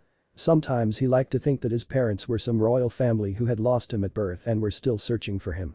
Other times his imagination would take a darker turn, creating the image of parents who looked down on him with the same hatred and disgust he'd often seen on the faces of the villagers that he'd grown up with. He'd play through many scenarios in which he was finally reunited with his parents, no matter how cruel or loving he'd imagined them to be, and not a single one of them had him crying like a girl. One. Naruto ducked his head in shame as he rubbed an arm across his eyes to wipe away his tears. "I guess I'm crying because I'm so happy that you're actually here, that I actually have a father, and that you didn't throw me away because you didn't want me." Minato listened to his son with more than a little bit of shock. All the things he had been told about his son had run contrary to what he was hearing now. No one had really lied to him. He'd heard many things about his son. How he was a hard-working shinobi who aspired to become Hokage, how he managed to beat a genius Hyuga in the Chunin exams, and how he had subdued the Jinchuriki of Suna with the help of the chief of the Toad Summons, Gamabunta. Even Jiraiya, Naruto's godfather, had dwelt more on Naruto's training under his tutelage than on the boy's early childhood. He realized that anything he'd heard about his son before he became a genin were fleeting. All he really knew was that Naruto was a prankster who was raised in an orphanage and had been entered in the academy at 7 years of age, where he worked really hard and was able to pass along with other students his age. Minato stood shocked. He knew that expecting his son to be denominated a hero might have been a bit much, but expecting not to have his son grow up living in an environment of discrimination and hatred wasn't very unrealistic at all. More than the shock, however, was sorrow. He was greatly saddened by his son's plight and felt sorry that he hadn't been there when he was needed most. An uncomfortable feeling settled in his guts. He was going to have some words with a few people. Letting none of these thoughts show on his face, the fourth knelt and pulled his son into a soft embrace. "I'm so proud of you, Naruto. Despite all the hardships you've faced, you've managed to become a splendid shinobi and a wonderful person. Don't ever change that. Naruto sniffed loudly. Minato detached from his son with a smile, his hands remaining on the boy's shoulders. It's okay to cry. Naruto shook his head. He was done with crying. Instead, he smiled, giving his dad the same grin that he had on his face earlier when he'd first introduced himself. Kakashi-sensei told me he had a surprise for me waiting at the main gates. You were the surprise, weren't you? I guess I am. That Kakashi, you know he was my student, right? Naruto's eyes widened. Really, he never told us anything. Minato nodded. We still have to meet Jiraiya-sensei at the village gates. Why don't we get there early so that you have time to tell me what you know about him? What are we waiting for? Let's go. Naruto cheered enthusiastically. He turned and ran off in the direction of the village gates, forcing his dad to run after him. As he ran, his dad called after him. Naruto. Wait up. The boy smiled as he ran. Tears of joy raced out of his eyes. This was the best day of his life. Elsewhere, a man and a woman stood dripping wet and naked in the middle of Konoha's food market, with only a few bushes to help keep whatever decency they had left. People stared at them with a mixture of expressions. Disgust, amusement, lust. The couple's faces flared red with anger and shame. The man grit his teeth. I hate that kid so much. I know, Kizashi. I know. The woman nodded in agreement as the two made the long trip back to their house. They talked for some time, stopping only at the behest of Naruto's growling stomach. Ugh. I'm hungry. When's Zero-Senin going to get here? Minato shrugged. I was only told to be here by 10. Jiraiya-sensei is almost never late. Something important must have come up. Did Kakashi-sensei tell you to get here at 10 too? Minato nodded as Naruto took up a thinking posture. I know what happened. Kakashi-sensei is always a few hours late when he gives us Genin team meetings. He loves to make us wait. I bet he said for us to get here at 10 just to make us wait a few extra hours. That evil pedophile. Naruto's ended his speech by holding his growling belly and crumpling to the floor. The fourth resisted the urge to palm his face. Kakashi probably just wanted to give us some extra time to bond. That Kakashi, he could have just told us the truth. We could have gone somewhere to eat lunch. Now we're stuck here not even knowing when Jiraiya-sensei is going to arrive. Not giving voice to any of his thoughts, Minato smiled and pulled out 2 of the rolls of rice that he'd snapped together this morning. He extended one to the groaning boy. Here. Naruto eagerly snatched it and began wolfing it down. Minato chewed thoughtfully on the other one. I'm going to have to teach him manners from scratch. And then I heard, yo my cute student. Naruto covered his face with his hands and gave a disturbingly Kakashi-like eye smile. And I was like, what the hell? It's Kakashi-sensei. What the heck was he doing here? And then when I asked him, he was like, the boy once again became the spitting image of his Jounin-sensei. Do I need a reason to visit my cute little student? Naruto shivered. Minato raised an eyebrow. That's exactly what he did to me this morning. Really? Minato nodded. We can't let him get away with this. Of course not. We're going to prank him back to the academy. Naruto yelled. You'll help me, right? Minato smiled. Of course. Judging by where Jiraiya-sensei is planning to take us, we'll have a couple weeks to plan exactly what we're going to do to him. Naruto beamed. So what are you and Zero-Senin going to teach me on this training trip? What are we going to teach you? The fourth tapped his chin thoughtfully. I have something that you could work on, but I don't know if you're ready for it. I'm ready for anything you can throw at me. Naruto exclaimed with a confident smile. We'll see. What made you think this was a training trip anyway? Naruto's face scrunched up in confusion. Huh? Kakashi-sensei told me that Zero-Senin was taking me on a training trip. If this isn't a training trip, then what the hell is it? We're setting out to find Jiraiya-sensei's teammate, the Sanin Tsunade, to take up the role of Konoha's 5th Hokage Jiraiya is, and we're tagging along to help convince her to do it. Minato smiled. That Kakashi is so going to get it. After devouring the simple lunch of onigiri and eggs that Minato had brought with him, the 2 blonde shinobi began discussing Naruto's jutsu and fighting techniques. At noon, about half an hour after that, Minato began teaching his son the arts of hand-to-hand combat. When Jiraiya arrived at 1 in the afternoon, he found the 2 sparring lightly. Naruto could be heard loudly complaining. Dad, how do you even move so fast? A little chakra and a lot of practice. Minato's reply rang back clearly. Keep trying. The fourth turned to his mentor, his eyes and his voice a lot brighter than they'd been the night before. Jiraiya-sensei. You're here. Taking advantage of the distraction, Naruto charged his father without reservation. This time I've got him. Only to be sent flying by a well-timed sidestep and a heavy forearm to the upper back and shoulder. Minato smiled, unfazed. I take it you managed to convince them to take her? Yup. The Toad Sage nodded. He looks a lot better. Hiro Sennin. You're late. Naruto leapt off the ground unscathed to stab an accusing finger into the air. No, I'm not. Yes you are. We've been here since 10. Naruto glared. I never told you to be here at 10. I specifically told Kakashi that I'd be out around noon. If anything, you should have been here at noon the earliest. What? He told you to come at 10. Yeah. He did. Naruto voiced vehemently. Minato put a calming hand on his son's shoulder. We've got 2 weeks. Naruto nodded. The fourth then turned to his mentor. Shall we head off then, Jiraiya-sensei? The Toad Sage grinned. Those two are getting along quite well. Wonder what they're up to. Yeah, let's go. 200 feet from Konoha's main entrance, a crow sat pecking away on the steel sheets of one of the apartment's rooftop. It had been there since early morning, pecking away at garbage and shiny items. Its beady eyes watched as the distant image of the Sannin Jiraiya and the Jinchuriki, Uzumaki Naruto, strolled out of Konoha with the newly returned fourth Hokage, Namikaze Minato. The crow cawed loudly and flew into a concealed alleyway, disappearing in a flurry of feathers. A mile out from the village, the crow reappeared and leapt lightly onto the hand of Uchiha Itachi. The Sharingan user closed his eyes as the crow communicated what it had seen to him before disappearing back to wherever it had been summoned from. Thisum picked his ears. So can we go yet? Not yet. Itachi replied. He's left the village, but we should give him a few days to get further from the village before we go in. Fuck, I'm bored. The mist swordsman groaned. And Samahada's hungry. He added as an afterthought. Itachi remained silent, encouraging his blue-skinned partner to carry on. I don't see why we have to avoid him like this. I bet we could fight him. We're both S-rank nin for crying out loud. Kisum turned to his partner, waiting for a response. Itachi decided to indulge him. That man is 50 years old. No ninja fights through and survives 2 wars and lives to that age without having been incredibly powerful. You seem to forget that he's also one of the Sannin. You've seen Orochimaru. Even I couldn't subdue him after his attempt to capture me.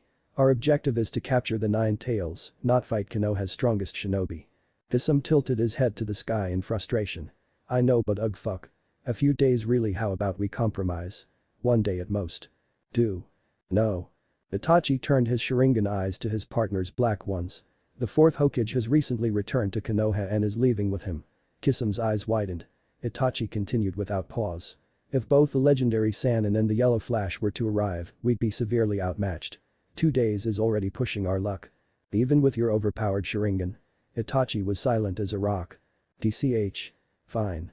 Kisum conceded grudgingly, and the two were quiet for several minutes. Itachi meditated while his partner paced the forest floor, occasionally taking a few practice swings with his massive sword. Suddenly, the Mist Nin had a revelation. You better not have been using those Sharingan of yours for that argument. That's just cheating. Uchiha smirked. You're the one who met my eyes. Kisum twitched. You petty bastard. Uhi Kurenai balanced herself on the ledge of a bridge arching over the creek which ran along the edge of Konoha's more remote areas. To her side, walking on the bridge's mainframe, was the tall, black-haired son of the third Hokage. We should get married. Kurenai leapt off the ledge, landing lightly on her feet. What brought this on? Asuma chewed on his unlit cigarette as he carefully weighed his response. One of these days you're going to get pregnant. The Jinjutsu mistress scoffed. We haven't been that careless. It could happen. Asuma shrugged. Regardless, wouldn't it be nice if we could settle down, start a family together? They walked quietly for a few moments. Kurenai frowned. I don't know. What are you worried about? Let's say we do settle down and start a family, it's goodbye to my shinobi career until all our kids are old enough to take care of themselves. Then I might be too old or inexperienced to get back into the loop. The woman bit her lips. I'm just not sure I'm ready to commit to such a sacrifice. Asuma sighed. That's such an old-fashioned law. I don't see why we can't have other people watch our kids while we're out in the field doing work. What, and have a bunch of kids just to have someone else raise them? Asuma, what kind of family would that be? Shinobi work is dangerous. What if we died? Our children would be orphans. The fourth did it. Asuma chewed his cigarette gruffly.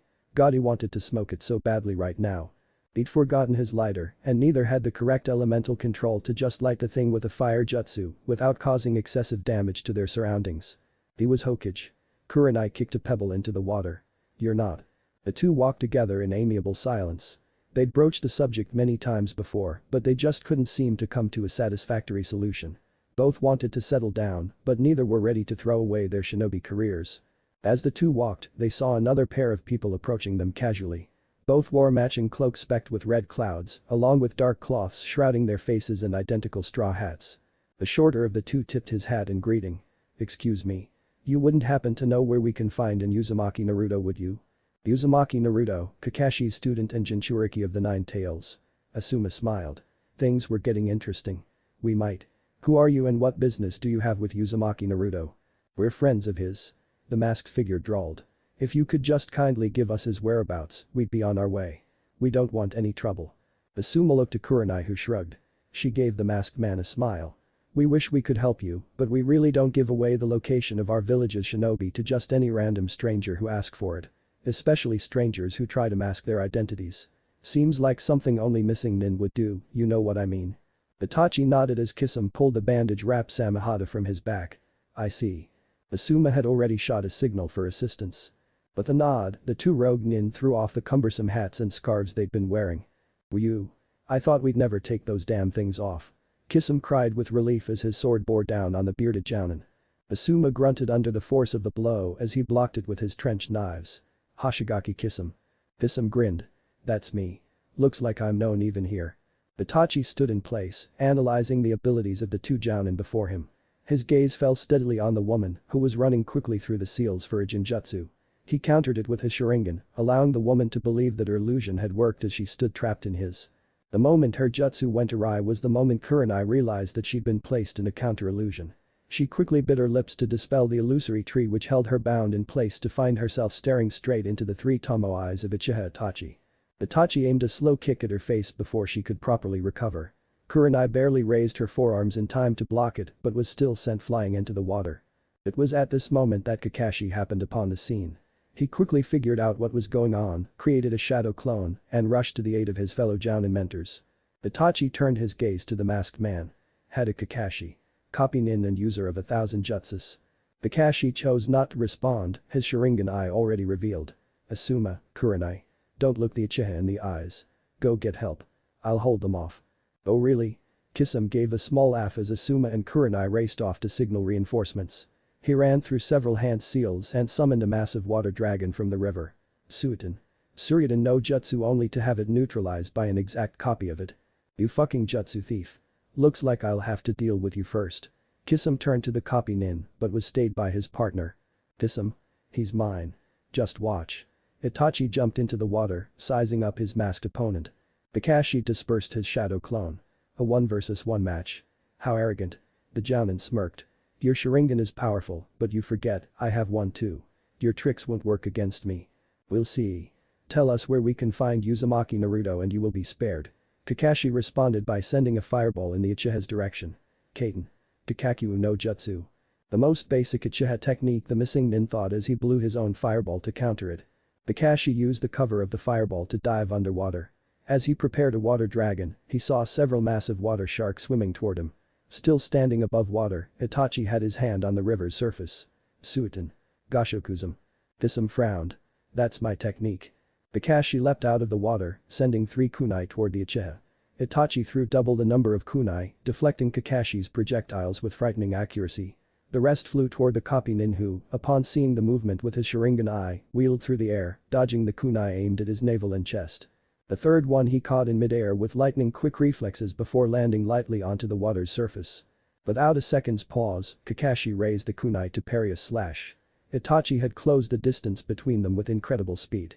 With the help of various chakra-induced propulsions, Itachi spontaneously sent his other hand rocketing into Kakashi's kunai arm.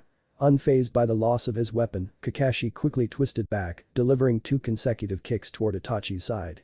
Itachi leapt up, dodging the kicks and sent identical kicks toward Kakashi's face, just as the jounin was straightening from his previous maneuver. Kakashi ducked forward. As predicted. Itachi's right leg swung over Kakashi's head, but he changed the trajectory of his second kick, angling his left leg downward and landing it cleanly on the back corner of Kakashi's head. The blow sent the copy nin tumbling through the water. Even though his Sharingan had given him the foresight to mitigate the otherwise fatal blow with a small air of chakra, he still suffered a dizzying pain as he began feeling the symptoms of head trauma creeping in. Kakashi grit his teeth behind his mask. Damn. He cracked my skull. He raised his eye to meet the maddeningly expressionless face of Uchiha Itachi. Itachi's eyes bore into his. Only an amateur. Your Sharingan will always be just a mere imitation of the real thing. Kakashi furrowed his eye, unable to look away from the Uchiha's mesmerizing gaze. What is he talking about? Itachi's eyes swirled. Tsukiyomi Kakashi's world fell to pieces as Konoha took on dark, inverted shadings. Itachi's voice rang all around him.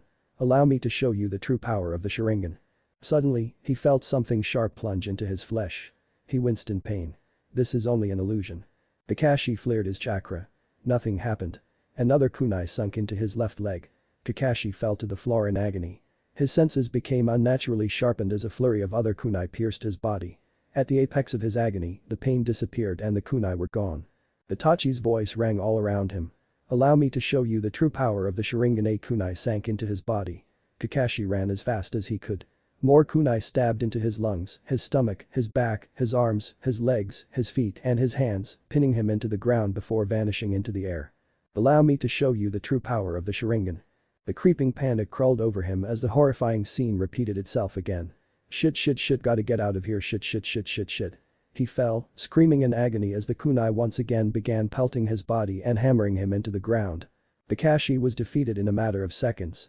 While that Tsukiyomi only required several seconds of application, Kakashi was made to experience 70 hours of torture in an alternate universe.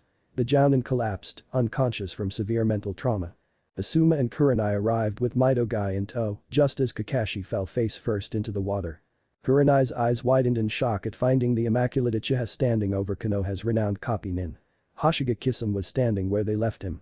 That Itachi managed to beat Kakashi without receiving a single scratch, that's insane. They'd only been gone for a couple minute tops and had expected to find the masked Jounin battered but still standing at their return. Even with Guy here to join the fight, it was entirely possible that they'd still be defeated.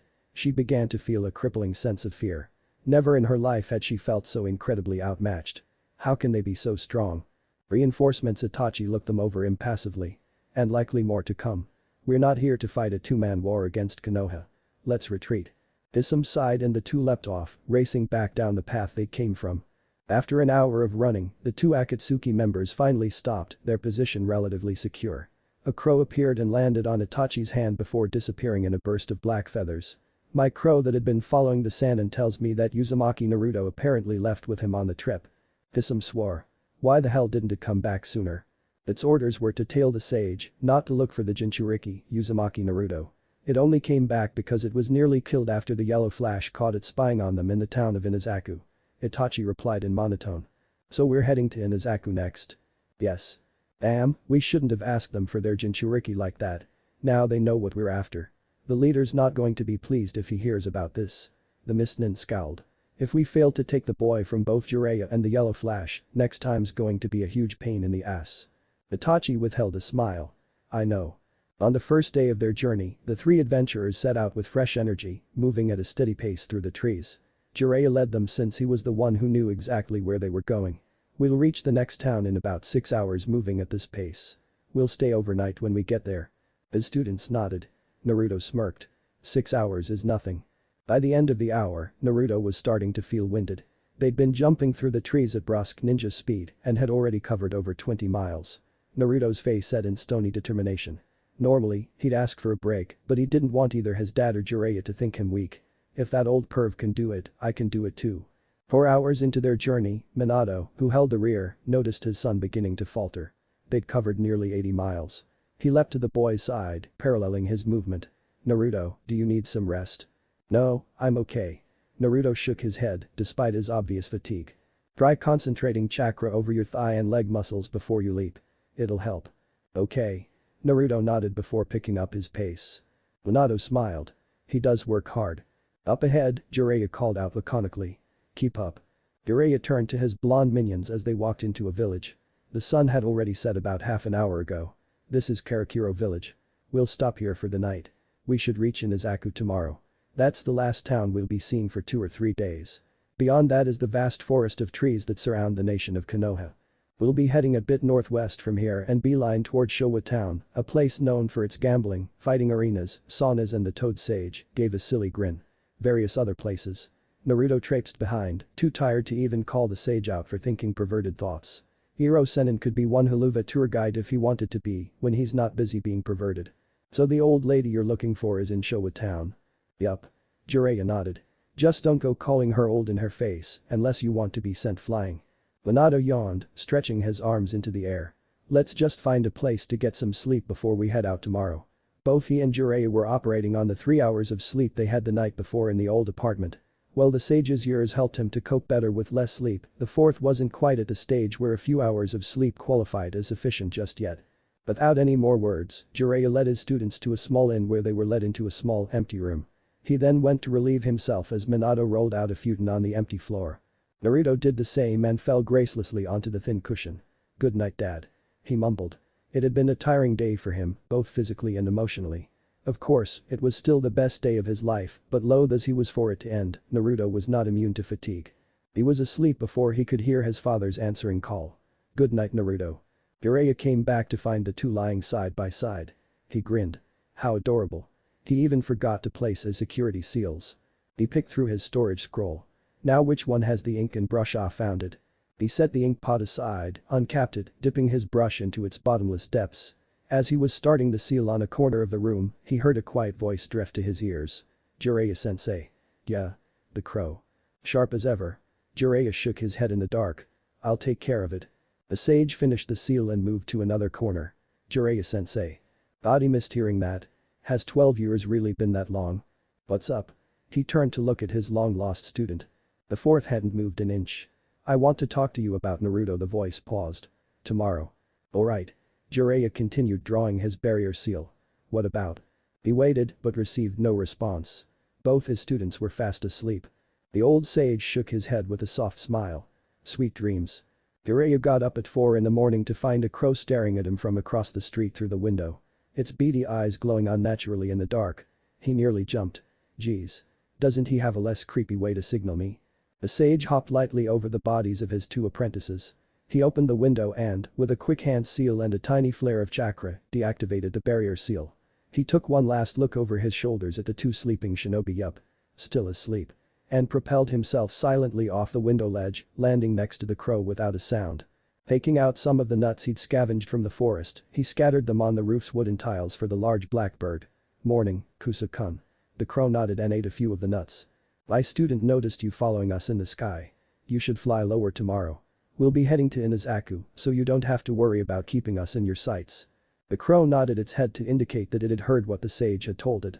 It snacked up one more nut before leaping onto the toad sage's hand. Jiraiya closed his eyes as it sent him the message, the crow's memories filling his head.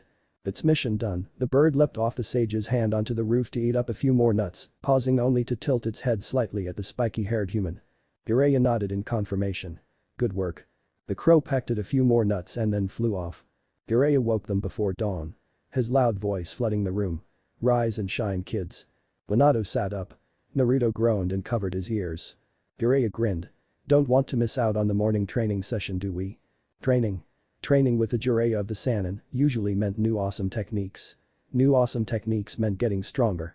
Getting stronger meant becoming more badass and getting acknowledged. Naruto sat up immediately. "Yes. Training."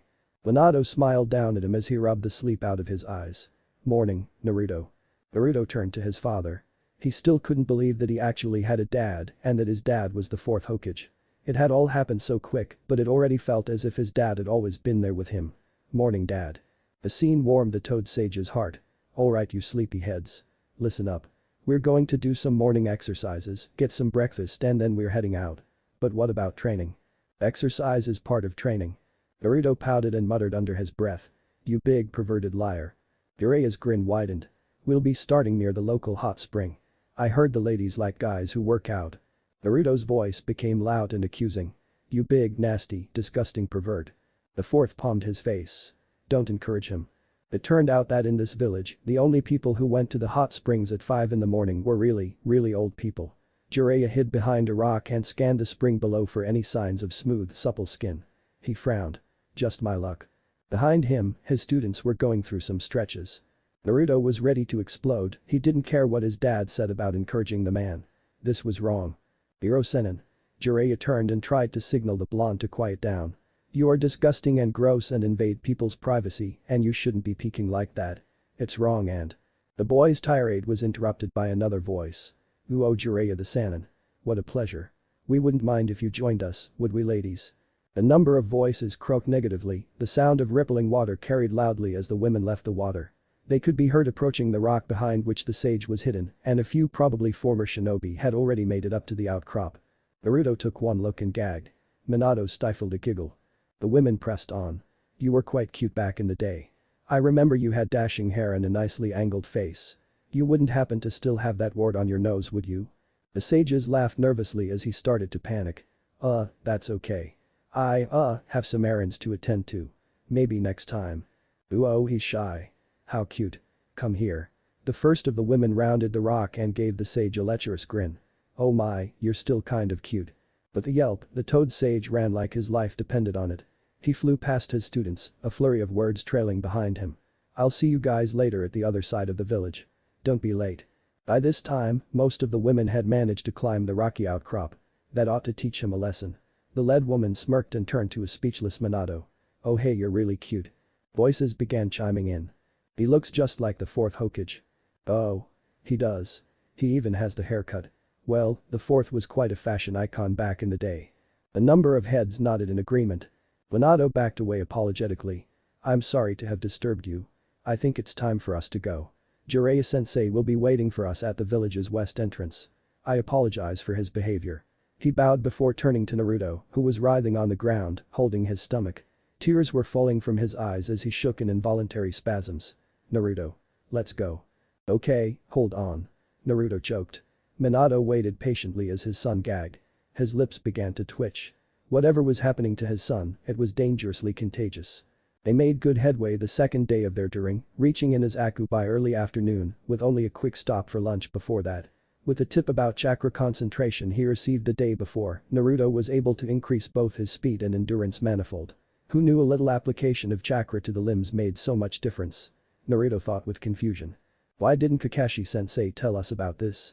Actually, looking back to the Chunin exam matchup between Sasuke and Gaara, he was sure that the masked Cyclops did tell them about it, or at least he did to Sasuke. There was no way Sasuke could move as fast as Rock Lee with just 1 month of training. 10 meters behind him, his father was having similar thoughts. What the hell, Kakashi? You couldn't teach my son something as simple as chakra sprinting. Sure, it was a waste of chakra without perfect or near perfect control, but his son was in Uzumaki. Naruto was practically made of chakra, and that wasn't even taking into account the 9 tails that resided inside him. Kakashi was one of the most perceptive human beings alive. There was simply no way that he could have missed the fact that Naruto had more chakra than nearly all of Konoha's genin put together. What if not knowing how to chakra sprint had gotten him killed? Minato frowned and mentally added this to the list of things Kakashi is going to hear about later. The trees whiz past them and blur. Jiraiya grinned. Looks like I can pick up the pace. Yo. He called back without stop. If we pick up the pace, we can reach Inazaku by mid-afternoon. Then we'll have time to relax and look around. And I get extra time to check out the ladies. Wordlessly, the 3 Konohinin redoubled their efforts with a burst of speed. The sage giggled. Oh yes. We'll have plenty of time. They arrived in Inazaku at 4 in the afternoon. Jiraiya rubbed his palms together in anticipation. You see those big blue tiles up ahead? That's the Inazaku Town Hotel. He reached into his pockets. Here's some money. Ask them for the viewing room. They'll know what you're talking about. Naruto scratched his head as his dad took the coins. But Iro-sen, what about you? Aren't you coming with us? I've got research to do. Jiraiya frowned. And stop calling me that. I still haven't forgiven you for what you did to me back in Karakuro. I'll be back in time for dinner. Without further ado, the sage disappeared with a shunshin. If he had stayed any longer, he would have heard Naruto's indignant reply. What? Forgiven me? I haven't forgiven you for leaving us there. You're the one who was peeping. Iro-sen. Arajiji. Naruto stamped his feet and glared at the spot where the toad sage was standing seconds ago. Many passers-by stopped to stare at the spectacle, some saw the fourth and began to whisper. Hey, that looks like the fourth Hokage. Hey, it does. Minato palmed his face, gazing up in exasperation. As his eyes glazed over the clouds, he noticed a black speck circling loftily in the sky. The fourth frowned. The toad contract doesn't allow for any other summons, so I know that crow doesn't belong to us. Either Jiraiya-sensei failed to take care of it or it's an ally. I'm going to find out which. Minato reached into his pouch. Naruto. Naruto turned to his father, his anger abated. Huh. Take these. Minato pressed a 3-pronged kunai and the money he'd gotten from Jiraiya into his son's hands. You'll have to register at the hotel for us. I'll be right back. There's something I need to take care of. Why? Naruto took the money and the kunai. Where are you going? The fourth paused for a brief second before deciding that there was no point keeping his son in the dark. Someone's been spying on us. I'm going to try to find out who and why. Naruto nodded gravely. Okay. He pocketed the money and stared inquisitively at the kunai. How does this thing work? Minato took out a matching copy of the weapon that Naruto held in his hand and pointed at the tag wrapped around the handle. See this tag? Naruto nodded. It's a sensor seal with a 3-meter radius. I can sense everything within the seal's spatial parameters and position myself anywhere in that space at will. Naruto scratched his head. I don't get it. Basically, I can teleport to that kunai from anywhere at any time. Minato explained. Naruto's eyes lit up. Ooh. Okay. Got it. Why is it shaped like this?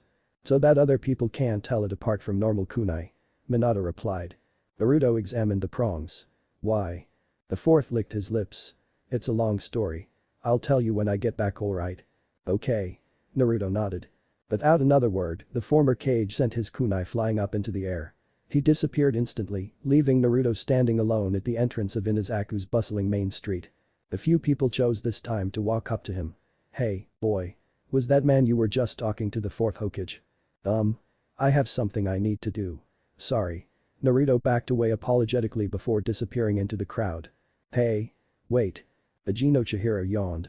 She'd been working at her family's establishment ever since she was a little girl. The place was once a bathhouse, but about a year back, they'd started to receive various complaints from the customers about seeing a large white-haired monster roaming the bathhouse ceilings and walls. The monster was most frequently seen around the bathhouse springs where people bathed. The staff never caught hide nor tail of this monster, and in spite of the management's attempts at catching it, the thing had never been apprehended. Even Chihiro's trap, consisting of several trigger nets and one of the magazines she'd found in her father's desk, had failed to do the job. The ropes had been triggered and the magazine had been taken, but no monster was found among the nets. It was at this point that Chihiro's mother had decided that enough was enough. The Ajino family establishment wasn't going to harbor some peeping bathhouse monster. No way. No how. Soon after, Ajino Bathhouse became a hotel and Chihiro its accountant, inventory manager, and front desk clerk during the afternoons.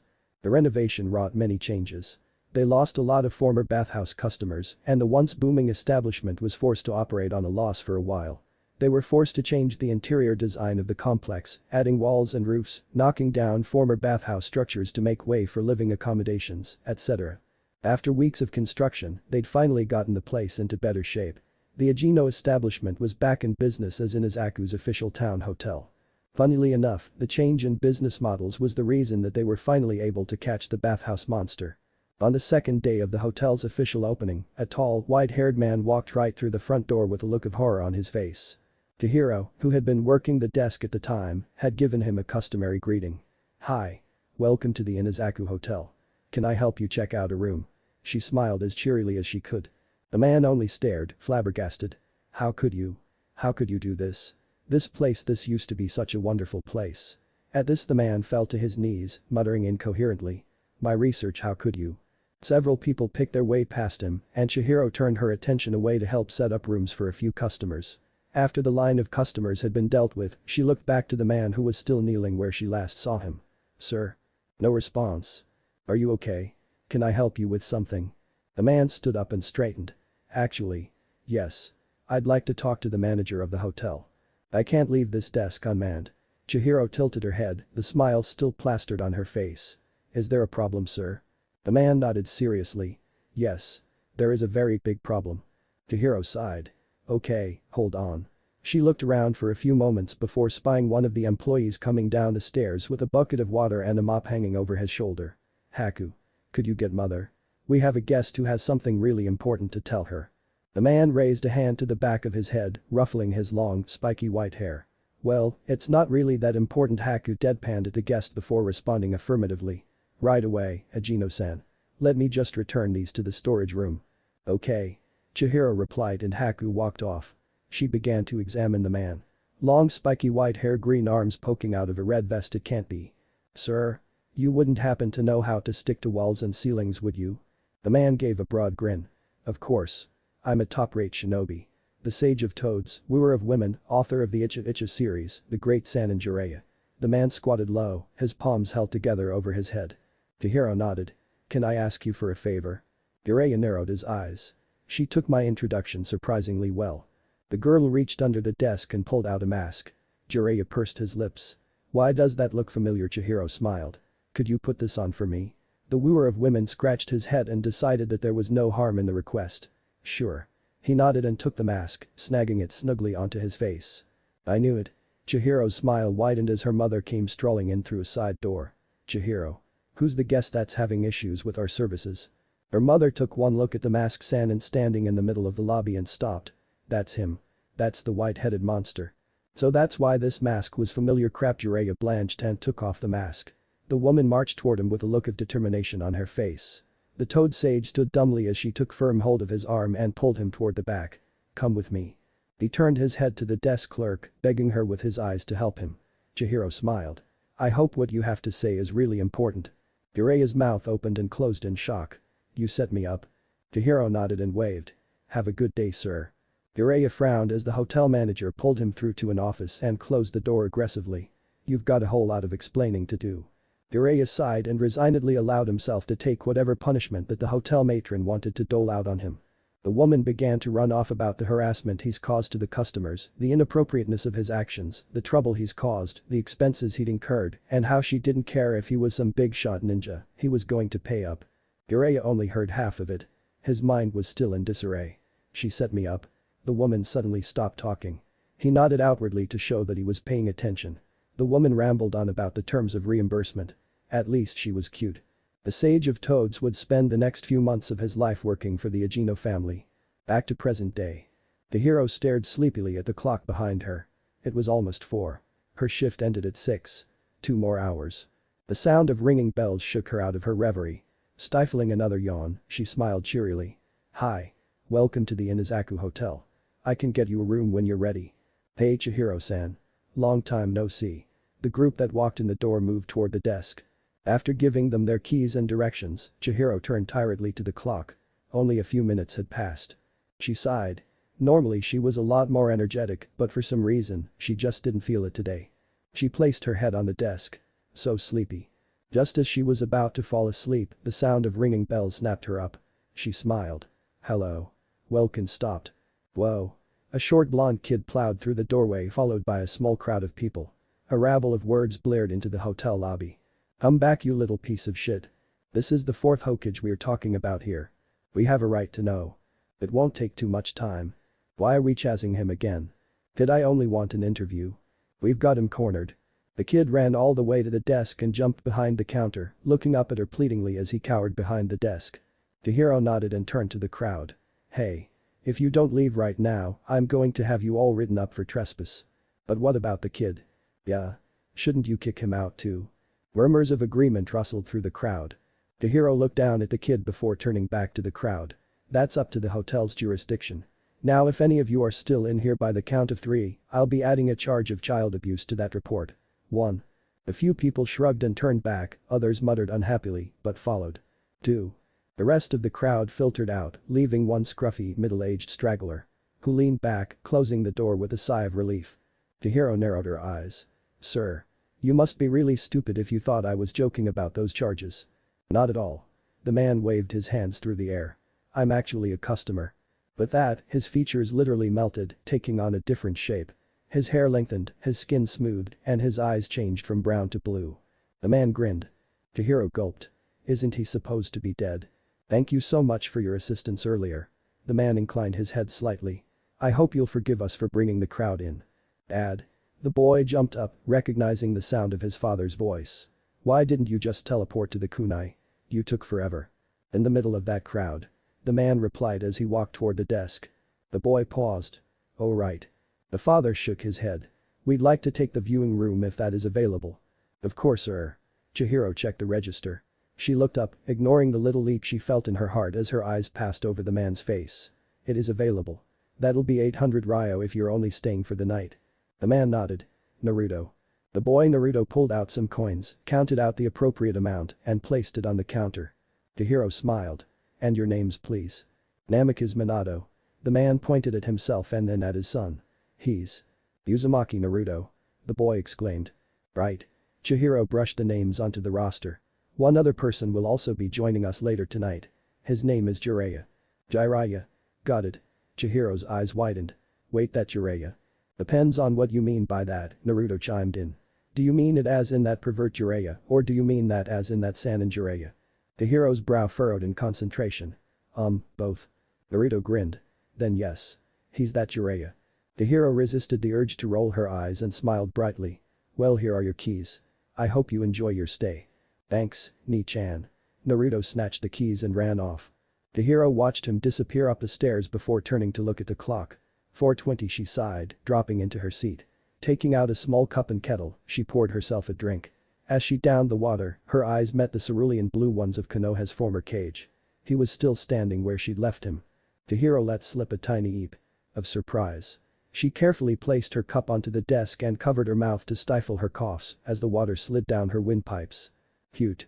Minato smothered his amusement and donned a look of understanding on his face. You forgot to tell us where the viewing room is. Oops, Chihiro flushed. I'm sorry, sir.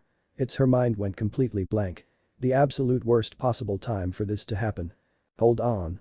She reached into a drawer and pulled out a random book of records and began flipping through it as she collected her thoughts. Calm down, Chihiro. Calm down. Ah. She exclaimed, pointing at nothing in particular. It's right here. 4th floor, the entire left side. You can't miss it. Thank you. Minato nodded. I have one more request. Yes. Chihiro smiled professionally. What did I forget now? The fourth's eyes bore into hers. If it isn't too much trouble, I'd like this establishment keep our stay a secret. We want to avoid another incident like the one you just saw earlier. The hero nodded, unable to say anything more. Her heart fluttered traitorously in her chest. It will be very much appreciated. Thank you. Minato smiled and appeared in a flash near the kunai that he'd given his son earlier. For some reason, Naruto had run all the way up the stairs, thinking that the viewing room would be on the top floor. Wow, you got up here fast. Minato commented. Naruto grinned sheepishly. Yeah, but that's the problem. The key doesn't fit. I don't think this is the right room, and I'm not sure where we're supposed to be going. Minato ruffled his son's hair. 4th floor. To the left. You can't miss it. Naruto pouted. Back in the lobby, Chihiro was smiling at empty space. Glad to be of assistance. And then she realized that Namikaze Minato, Yellow Flash and 4th Hokage of Konoha had magically disappeared. She turned to the clock. 4:24 and plopped her face onto the desk. Today's just not my day. Jiraiya checked the time. 10 minutes until 6. It was time to head back. The girl squirmed in his arms. Jiraiya-sama. Tell us more about the time you took out the giant fire-breathing salamander. The other girl agreed. Yeah. We want to hear more about it. Jiraiya-sama. The toad sage laughed loudly. I would love to, but it's time for me to go. Oh, you don't like us anymore? The girls pouted and released his arms from their grasps. How can I ever stop liking you? Jiraiya grinned. I have important ninja things to attend to. I'll be back later.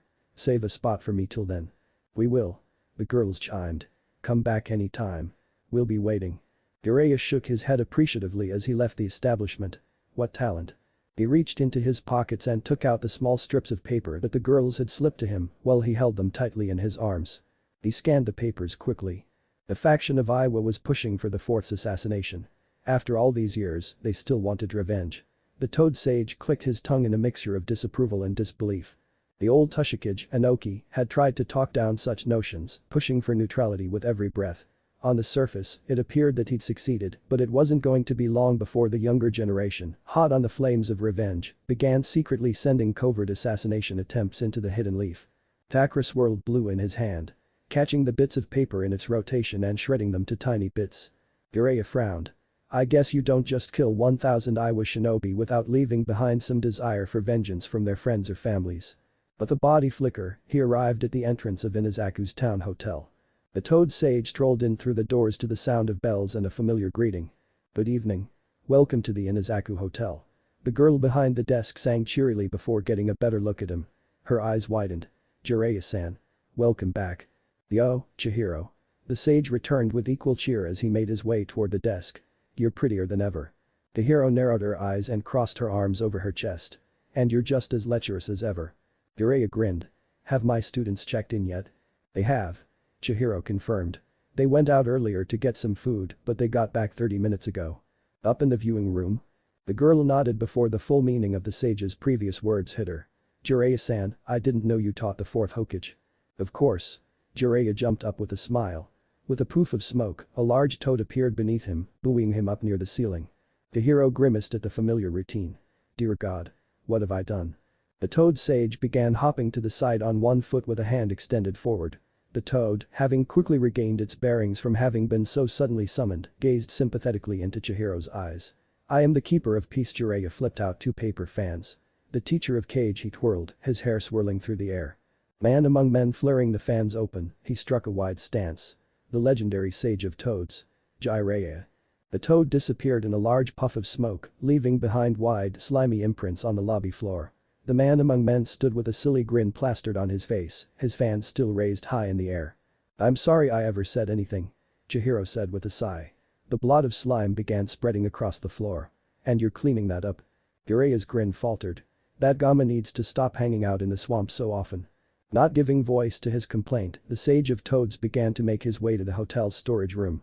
"I'll get the mop." Jiraiya walked up to the viewing room that he'd helped in constructing a year back. He smiled at the thought. Brings back memories. He opened the door to be greeted by the voice of an irate blonde. "Hirosenin. Where have you been?"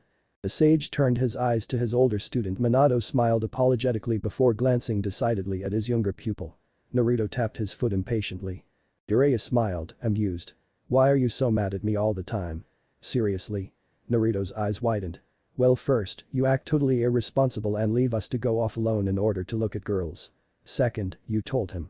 Here Naruto pointed at his father. "All about my sexy jutsu. You completely messed up my prank. Third, you've been totally blowing off on training me.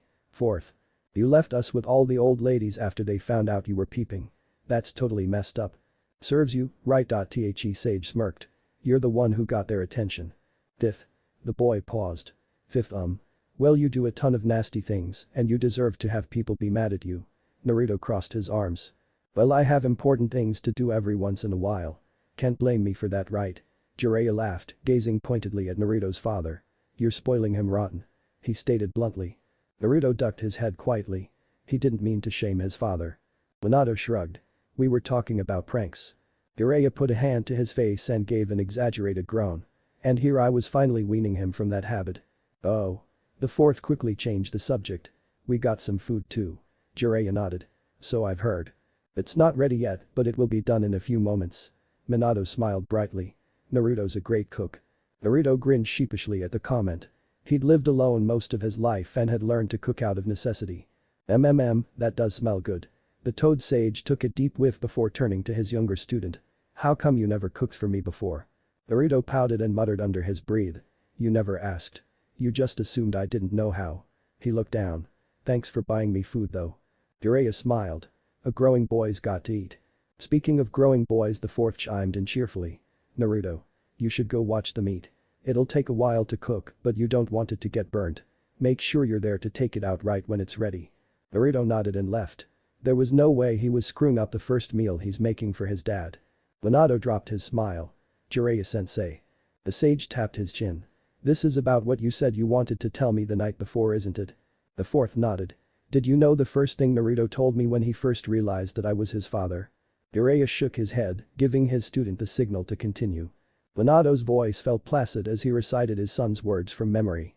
"Everyone hated me like I was some criminal, but I kept smiling because I was afraid that if I stopped, I'd become the monster they all said I was."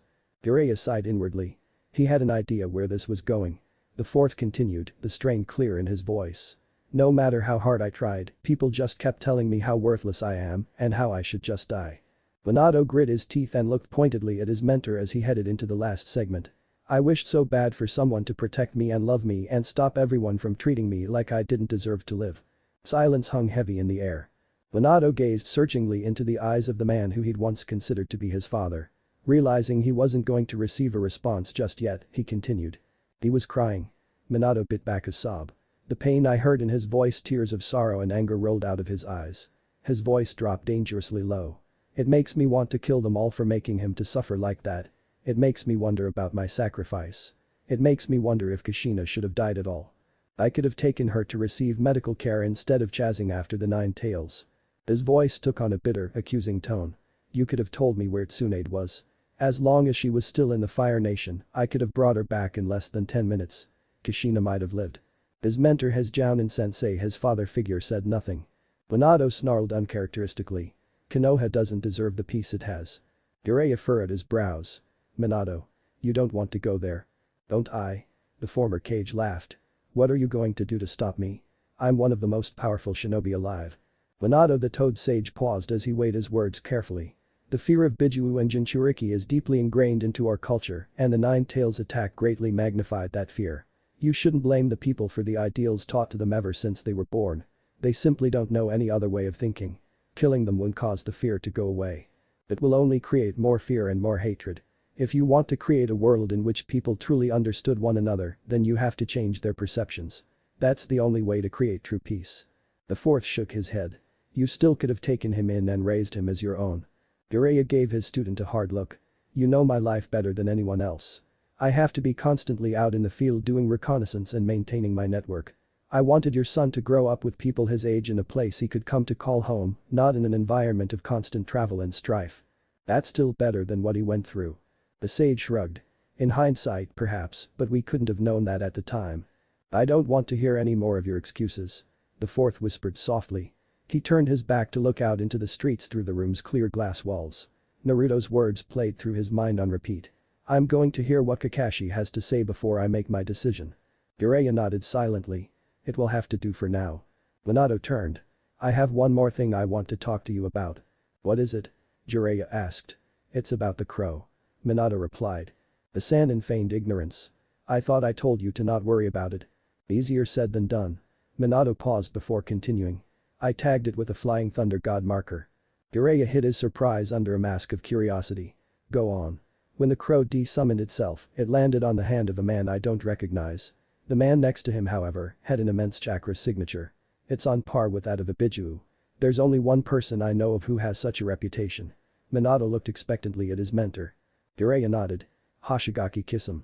The most powerful of the 7 mist swordsmen. I also know that he defected and joined a criminal organization known as the Akatsuki while I was supposed to be dead. Minato's face reflected the gravity of his words. The next time the man summons that crow, I'm activating the seal. Jiraiya's mind set in turmoil. Should he tell his student the truth?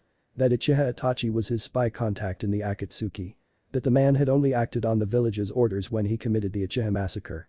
No. This is not my secret to reveal. If he doesn't choose to reveal it when they clash, then that's his prerogative. Organizing his thoughts in a matter of seconds, the Toad Sage decided to give his student his assent. I understand. Be careful. Of course, I don't plan on getting killed. Minato gave his mentor a grim gaze. But if I don't come back, please make sure my son receives proper care this time. I'll do that. Jiraiya nodded before turning away. Welp. I'm hungry. I'm going to go see how your son is handling the food. He walked to the kitchen door and pushed it open. How's the food doing? I'm starved. The pot stickers are ready. Naruto pointed at a black pot. You can take some if you promise to stop being a pervert. Jiraiya moved toward the pot and lifted its cover to the side of a tantalizing pile of well-cooked pot stickers. He put the cover back on and turned to his younger pupil. Never. Well then, Iro Sennin. Naruto stood up with a satisfied grin and began pushing the Toad Sage out of the kitchen. You're just going to have to wait. Lido Guy raced forward as fast as his weighted legs could carry him. He dove into the water and slid his hands around his friend's midriff, lifting the man out of the water before he could drown. Asuma arrived behind soon after. Is he alive? The Konoha's green beast swam to shore and laid his burden onto the grass that grew along the shoreline. He quickly checked Kakashi's pulse. He's alive. I'm taking him to the hospital. Without further words, Guy flipped the silver-haired Jounin onto his back and disappeared in a burst of incredible speed. Kurenai remained standing where she was when they'd first arrived with Guy. Despite her years of shinobi conditioning, the Genjutsu mistress was shaking with fear. It was a feeling she remembered only once before during the night the massive nine-tailed fox had plowed through their village, its suffocating chakra limitless beyond imagining. She took a step toward the other remaining Jounin at the scene, her mental condition disturbing her balance. Asuma was by her side in an instant, holding her steady by the elbow. Are you hurt? Kurenai shook her head and collapsed into his arms. I felt so weak, I was so scared. When I saw Kakashi defeated like that, I just… Asuma held her close but said nothing. Kurenai whispered quietly into his shoulders. How can they be so strong?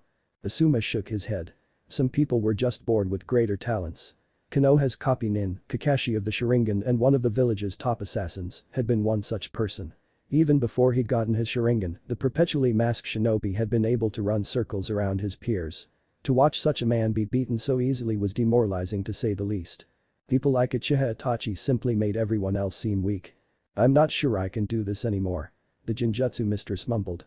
That's just your fear speaking. You'll get over it. Asuma said comfortingly. If every shinobi gave up after facing a near-death experience, shinobi wouldn't exist. That's not necessarily a bad thing. Kurenai sighed. I'm so tired of all the death and all the fighting. Maybe we should settle down. Asuma gave her a squeeze in the back. I know how much you love your job. If you quit now, you're going to regret it later. I'd be okay with it if we quit together. We have enough money. We could start a business. Something peaceful. Asuma chuckled. And here just a few minutes ago you were saying how you weren't ready to let go of this career. And here I thought you wanted to get married. Kurenai pushed him lightly on the shoulder. Asuma smiled frankly. I still do. Then. The flower shop would be nice. The Yamanaka already run one of those. You can never have too many flower shops. Kurenai laughed. But you don't know anything about flowers. I can learn. Asuma shrugged nonchalantly. Kurenai gave him a quick peck on the lips. We'll discuss this later. Let's go see how Kakashi's doing. The Sarutobi nodded. Let's go. I paced the hospital lobby rapidly. He couldn't stand still and they'd kick him out of the emergency room for it. Something about getting in the way. He frowned, the look contrasting his usual smile. Kakashi please be okay. Kakashi please be okay. Kakashi please be okay. The medic nin walked out of the room. Guy immediately grabbed her by the shoulders. How is he? Is he okay? Is he going to be fine? The medic winced. I'm not going to tell you if you don't get out of my personal space. I backed off quickly with an apologetic bow. The medic nin nodded. He'll live. The man in green sighed in relief. But his mind's extremely unstable. He's suffering the worst mental trauma we've ever seen. I furrowed his brows. What does that mean? The medic shook her head sympathetically. It means he might never wake up. What, is there nothing you can do? The medic frowned. I'm sure the Sannin, Tsunade, would have been able to do something for him. She could treat anything, but she hasn't been seen in the village in almost 20 years. I drooped, his arms hanging low near the floor. A voice sounded from behind him. So how's he doing? The green beast turned. Kurenai nodded in greeting. Sarutobi Asuma stood not far behind. The medic shook her head. He's in an indefinite coma and only the Sannin, Tsunade, might be able to treat him. Asuma curled his lips. Just what the hell did that damned Uchiha do to him? The medic bowed her head. We have absolutely no idea. At least they didn't get what they came for. Asuma sighed. The medic, curious, gave the Jounin a searching look. And what did they come here for? Asuma gave Kurenai a look. She nodded. They asked for Uzumaki Naruto, they came to take the 9 tails. Uchiha Sasuke lay impatiently on his hospital bed as they ran last-minute checks on his body. I need to go. I need to train. The medic woman who had been caring for him ran a glowing green hand from his navel to his chest and then back. Sasuke frowned. Will you hurry the hell up? The woman smiled. If you're going to be rude, then I'm going to make you stay an extra 30 minutes for a full body scan and a cavity check. Sasuke's eyes widened. You can't do that. The woman gleamed. I am authorized to call for such a procedure. TCH. The Uchiha scowled but said no more. After several more moments, the woman let up and nodded. You're perfectly healthy. Sasuke rolled his eyes. The bones we mended are stronger than before, but the ligaments are still pretty tender. Try not to do anything stressful. Rest up. Eat well. I hope I never see you in here again. So basically stay healthy and stay out of trouble. Got it. Sasuke nodded as he pulled on his shirt. Yup. The medic grinned cheerfully. Sasuke gave a perfunctory bow. Thank you for taking care of me. The woman gave a similar bow and Sasuke left the room. The medic sighed. The more time they spent out on the fields, the higher their chances of dying. She could never understand why they wanted to leave so impatiently. At least the hospital was safe. As Sasuke made his way out of the hospital, he saw a flash of green and silver. Mido Guy rushed into the hospital carrying none other than his Jounin sensei, Hada Kakashi. The Uchiha gaped in surprise. Kakashi sensei, how? Slowly, he followed. I need to know what's going on. He kept his distance as they carted the masked Jounin into the emergency room. The man in the ugly green suit paced rapidly before a medic finally came out. Sasuke winced. Mido Guy was even louder than Naruto. On the other side of the hall, Sasuke recognized the 2 other Jounin who came in. Sarutobi Asuma, son of the 3rd Hokage and Yuuhi Kurenai, Konoha's Genjutsu mistress, leaders of Genin teams 10 and 8 respectively. Their voice carried down the hall. He's in an indefinite coma and only the Sannin, Tsunade, might be able to treat him. Just what the hell did that damned Uchiha do to him? Sasuke's mind went off. Itachi. He was here. Just what did they come here for? They asked for Uzumaki Naruto, they came to take the 9 tails. Wordlessly, Sasuke slinked off. He already knew where Naruto was going. Kakashi had told him when he asked 2 days ago. Uzumaki Naruto, son of the 4th Hokage, was traveling with his long-lost father and the Sannin, Jiraiya, to Showa Town to retrieve the other Sannin, Senju Tsunade, for the Hokage position. If he found his orange friend, chances are, he'd find his brother too. Itachi had beaten Kakashi, but the Jounin didn't have the full Sharingan like he did. Sasuke smirked grimly. He's not an Uchiha. Only an imitation. Plus, I've already mastered his signature move, the Chidori. I can win. The Uchiha grit his teeth as he sped through the streets. Mother. Father. Just you wait. Your son is about to avenge your deaths. Jiraiya's story time. Jiraiya opened his eyes at 4 in the morning, as usual. He sat up quickly and stretched. Rolling up his futon, he walked into the common room to gaze out into the streets. The viewing room was named for the glass walls that surrounded it on all sides. The streets could literally be seen from the 4th floor hallway.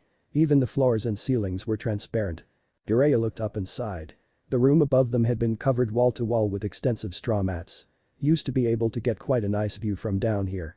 He had lived here during his tenure as an employee of the hotel, having helped design and build the room himself. One day, a couple had rented the room above and had thought the glass room below to be quite creative. They'd even waved down at him in greeting. They were quite a nice couple. And then, as the night progressed, they'd forgotten all about the glass room below and the man who lived in it. He'd made good progress on his research that night. In fact, he'd been so dedicated to his research that he jumped up onto the ceiling and stuck his face on its glass surface to better examine his research material. He was caught soon after. Having a face staring from the bedroom floor was not a very pleasant experience at all, and the couple had angrily gone to management to complain, securing several apologies and another room free of charge. He was also given an ultimatum. Hajino Yuuko refused to feed the resident sage until he swore off his filthy habits. He'd work 3 days and nights without food. By the 4th day, he was slowing down considerably, giving less than half the amount of labor he'd normally been able to provide. Chihiro had taken pity on him and begged her mother to feed him. As he was working on building the 10th floor that day, Yuuko went to visit him with a plate of steaming porridge topped with eggs, a cut of fish and soft shoots of bamboo. He'd went up to her with his eyes glued to the food, resisting the urge to simply snatch them from her hands, and greeted her as cordially as he could. Taking one look at his sallow face, the hotel manager asked him once more if he'd swear off his habits. He'd shaken his head weakly and Hajino Yuuko relented with a sigh. He'd promised to keep his eyes off the customers and was promptly handed the bowl. Jiraiya smiled in reminiscence. It was totally worth it. 5 in the morning, the Sage of Toads barged into the room in which his students slept. Rise and shine, sleepyheads. The 4th sat up and poked at his son who refused to be woken.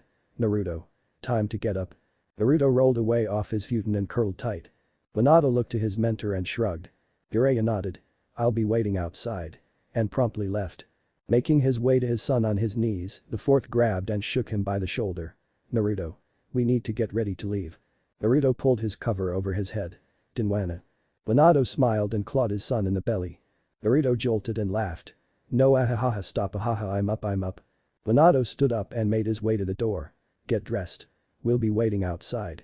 Naruto pouted as the door closed, muttering under his breath. What the hell was that? He was supposed to wake me up nice and gentle and slow. He yawned, rubbing the remnants of sleep out of his eyes and shambled out of the room. The three went through the same morning routine as they did the previous day before packing up. They headed down at 7:12 in the morning. The woman at the desk smiled. Jiraiya-san. Good morning. It's good to see you again. The sage nodded. Good morning. It's good to see you too, Yuko. Come back any time. She cheered. Yup. Jiraiya began strolling out. As he walked past the woman at the desk, Naruto stared. Ni-chan, how'd you get so old? Minato closed his eyes. He didn't just ask her that. You've got the wrong person. The woman smiled sweetly. I'm Chihiro's mother. Oh. Naruto backed away. He could hear the distaste in her voice, however much the woman tried to sugarcoat it. Well, bye then. He quickly ducked out the door. Minato, being the last to leave, bowed. Thank you for the accommodations you've made for us. The woman shook her head. No problem at all. We're honored to house such a distinguished guest. You're welcome to come back any time. Oh, I almost forgot.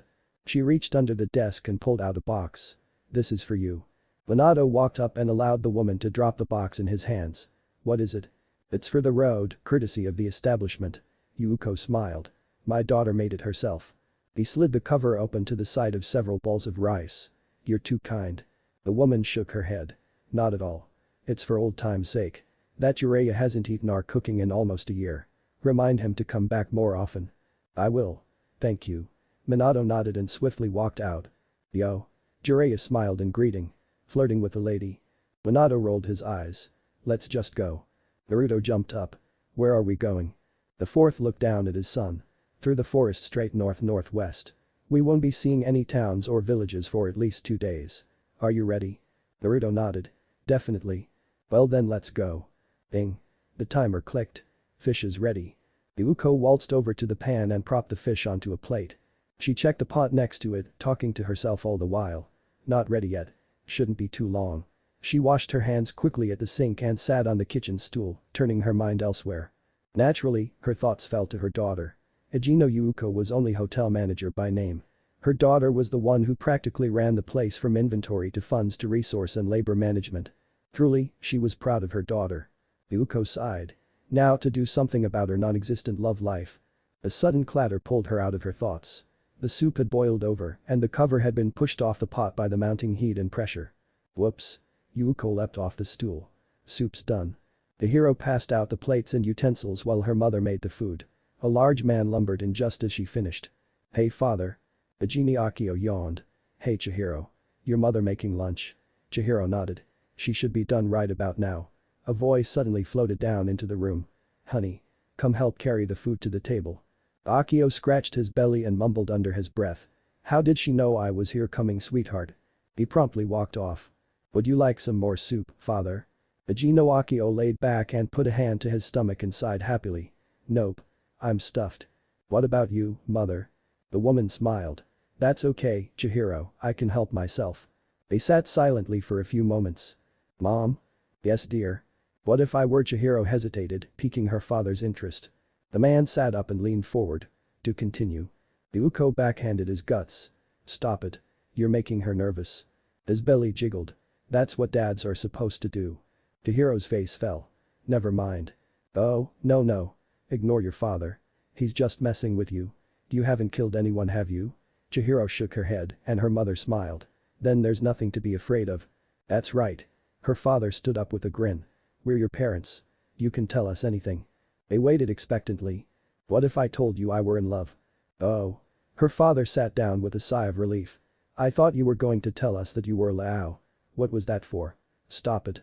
You don't get to talk. Yuuko pinched him again, ignoring his complaints. She gave her daughter a smile.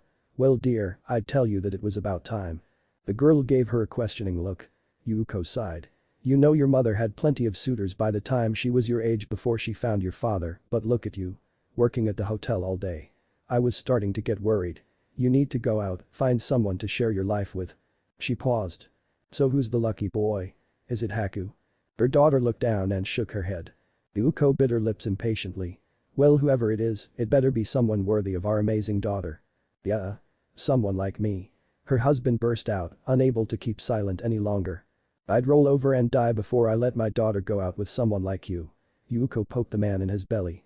You let your daughter work herself to death while you sit on your fat ass all day. Akio scoffed. I do not. Yes you do. Yuuko continued to prod her lover's belly. You used to be quite handsome too. Her husband smiled broadly. What are you talking about? I'm gorgeous. The hero silently stacked the plates and carried them to the kitchen. And I'm the Hokage. Yuuko rolled her eyes. Look at how fat you've gotten. Akio patted his guts. I eat like a man. You certainly sit around like one. You can't expect your daughter to do everything around here. How's she ever going to be able to find someone stuck in this place all day? Right, Chihiro. She turned to her daughter, but Chihiro was already gone. Look. Akio grinned. You scared her off with your nagging. His wife jabbed a finger in his chest. Don't even get me started. Now go to your room and get dressed. You have a meeting with the suppliers this afternoon. I know. Geez. I'm going. He turned away, muttering under his breath. Pushy woman. A sweet voice rang out from behind him. What did you say? He rolled his eyes. I said that you were a pushy woman. You're goddamned right I am. A couple hours after the meal, Chihiro stood behind her desk at the lobby. Her thoughts cycling through on repeat. Namek is Minato. The charismatic fourth Hokage of Konoha. A major figure in the Third Shinobi War. Died 12.5 years ago after stopping the Nine Tails from destroying the capital. The hero remembered that night very well. Most everyone did. There was a sort of pressure in the air and the town had undergone a series of small earthquakes. He had a wife too. She couldn't remember her name and a son. The hero flipped through the records book listlessly. I don't stand a chance. She snapped the book shut at the sound of ringing bells. She smiled. Hi. Welcome to the Inazaku Hotel. The hero felt an instinctive jolt of fear as the two men approached her. One of them was even taller than her father and had unusual blue skin. The eyes of the other glowed a demonic red. Can I help you? The red-eyed demon nodded. Has the fourth Hokage been here? The hero frowned. That was supposed to be a secret. I'm sorry, sir. I'm afraid I can't help you. She stared, mesmerized, into those glowing eyes. Itachi bore his eyes into her brown ones. She's lying. And tore her mind apart. Where did they go? The lights faded from the girl's eyes and she smiled into the air. Jiraiya-san said they were going to Odafuku. He said that it'd be 2 days before they got there. Thisam grinned. Alright, let's go. The two turned brusquely and walked off. The hero collapsed, her mind falling into pieces as she succumbed to darkness. After having traveled for 4 hours, Jiraiya called a stop. It was time for a midday meal. They quickly devoured the box of onigiri they'd gotten for lunch. Jiraiya-sensei. The sage turned his head, his mouth full of rice. What exactly is your connection with that hotel? Oh. Jiraiya swallowed the rice. I used to work for them. What? Really? Naruto jumped up, spewing rice into the air. A few landed in the Sanin's face. Jiraiya wiped his face slowly. Yes. Really. What was it like? Naruto gave a mischievous grin. I bet you perved on that Ni-chan who worked behind the desk yesterday. The toad sage scoffed. I did no such thing mostly. She's the manager's daughter. Now that woman would have destroyed me. Minato tilted his head. That girl was the manager's daughter. Her name's Chihiro. Jiraiya took another bite of his onigiri. And the woman you saw this morning is the manager herself. Her name's Yuko. I didn't tell you. Minato shook his head. The sage grinned. Fearsome woman, isn't she? Yeah. Naruto nodded vehemently. She sounded super angry even though she didn't. I thought she was gonna cook me for lunch or something. Minato shrugged as he chewed his own mouthful of rice. I thought she was nice. They'd stopped moving at dusk. The sun was about to set and they needed to set up a perimeter before night fell and it became too dark to see. They finished the last of the onigiri and downed the rest of the water that they'd gotten from a nearby stream before finally getting ready for sleep. I don't want to sleep. Naruto stalked around glumly. I want to make a campfire. They'd traveled far that day. They were over half of the way out of the forest under his father's guidance. Naruto was improving his stamina and control immensely. We might even reach Odafuku by dusk tomorrow. Jiraiya mused. None of them were really tired, so they'd gathered rocks, sticks and logs and set up a fire. Naruto stared, fascinated, into the flames. His father sat to his right with a contemplative look on his face. Jiraiya sat across from them, poking the fire with a stick before declaring loudly. Let's tell stories. I'll go first. Naruto sat up attentively and the fourth turned his gaze to the white-haired Sannin. Jiraiya, being a natural storyteller, launched into a gallivanting tale about a princess from the land of ice. By the end of the story, Naruto was in tears. As she just died, his voice filled with wonder and sorrow. Jiraiya nodded. There was nothing she could have done. The poison had reached an advanced stage. At least her nation was saved. She did a great thing for her people. The toad sage looked pointedly at his older student. Minato gazed into the fire and said nothing. Naruto sniffed and nodded. Yeah. She did. With a satisfied nod, Jiraiya threw his stick into the fire. Naruto. Your turn. Naruto grinned. Well. This happened to me when I was a kid. Jiraiya smirked. You're still a kid. No, I'm not. Naruto pouted.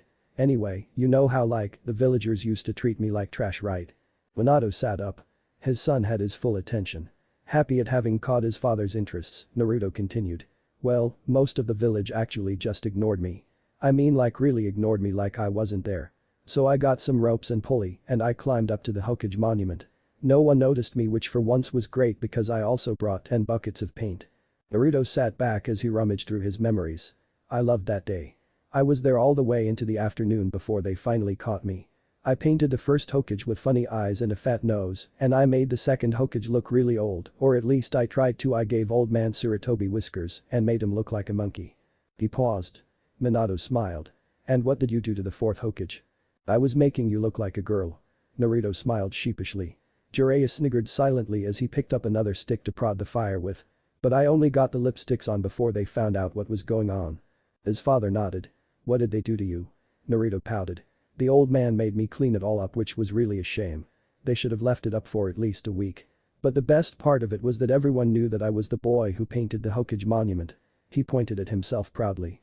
They even wrote an article about it. Our son is so adorable. Minato grinned before turning a pensive gaze into the fire. And what do you think about the villagers? Well, Naruto followed his father's gaze and turned to the fire, rubbing his arm thoughtfully. Some of them are really mean, and some of them are scared because of the nine tails, but some of them are really nice too. Like Iruka-sensei would buy me ramen, and old man Tucci and Amni always treated me nicely. They make really great ramen too. Old man Sarutobi was also really nice. Naruto frowned, muttering quietly. Why did he have to die? Minato put a comforting hand on his son's shoulder. Everyone dies. He died protecting what he believed was important to him. That counts for something. He looked across at the Toad Sage. Doesn't it? I guess. Naruto said quietly. Jiraiya threw another log into the fire. Yo. Getting a bit gloomy here. Minato, why don't you tell the next story? Minato nodded. Naruto. What do you know about your mother? Naruto furrowed his brows in concentration. She was married to you? Minato laughed. Yes. She was, but she was more than just married to me. Naruto sat up. What was she like? Hold on, let me tell the story. It was almost midnight. They'd turned in several hours ago after a few more rounds of stories. Jiraiya laid on the ground, staring up over the forest trees into the starry night sky. Nearby, his students breathed softly as they slept in the comfort of the sweet evening air. The gentle sound of cicadas rustled out of the trees and brushes, filling the darkness with its cry. The forest life thrived happy and untouched, completely unaffected by the conflict that happened around it at a regular basis. These creatures of the forest had done what their human counterparts could not do. They'd achieved peace. Unlike cicadas, who filled the night air with soft music, shinobi spent their nights leaving behind nothing but death, which in turn fed the fires of fear, vengeance and despair in a never-ending cycle of hatred. The death of thousands of Konoha citizens at the hands of the Nine Tails 12 years ago lit all these emotions in one massive blaze. Where once Jinchuriki were accepted as part of human society, as was with the case of Uzumaki Kushina after years of servitude to the village, there was only hatred. More than hatred, it was the fear of the incomprehensible power that had been unleashed in the village that night. It was the despair at the feeling of the inevitable doom as they cowered from a monster terrible beyond imagining. And then, when the monster had been subdued, the mounting fear and despair, refusing to simply vanish, developed into a new ugly desire. The desire for vengeance. Countless people died that night. Homes were destroyed. Friends were lost. Family members were sent to early graves, and lovers were torn apart. Despair gave way to anger. They'd lost so much. Something had to pay. They'd turned their hatred toward the person in which the Nine Tails resided. They directed all their hate towards a child. If the boy suffered, they thought maliciously, the Nine Tails suffered with him. Still, the fact that the object of their torment was only a child was not lost on them. Some chose simply to ignore him. Others, the ones blinded by their desire for vengeance, went so far as to convince themselves that the boy was the Nine Tails to ease their own conscience. Gone was the acceptance that Namikaze Minato had pioneered for his wife, the Jinchuriki of the Nine Tails during his tenure as fourth Hokage of Konoha. Hatred, despair, fear, and vengeance were ugly, but also incredibly strong. So strong, in fact, that the people had allowed it to cloud their understanding of the pain and sorrow that they were causing. Only a sane few were able to see Naruto for who he was. Just another human boy.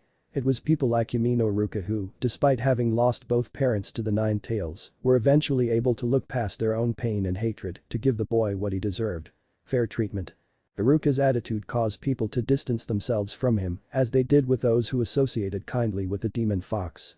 Despite the pressure, the man had refused to allow the opinions of his peers to sway him from what he saw as right, and he'd nearly died for it. It seemed almost impossible to believe that Naruto's Iruka-sensei had once been one of the people who had pelted the boy with rocks, calling him names and threatening his life. Every single person in Konoha who contributed to that ugly thing that was Naruto's childhood had the potential to see the truth. Each and every single one of them could be swayed to understand. And Minato, former fourth Hokage and hero of Konoha, had threatened to simply kill them. Jiraiya sighed. Minato was allowing himself to be consumed by the same hatred and the same desire for vengeance that the villagers had felt toward the Nine Tails. Every single one of them were human beings with people that loved them and people they loved.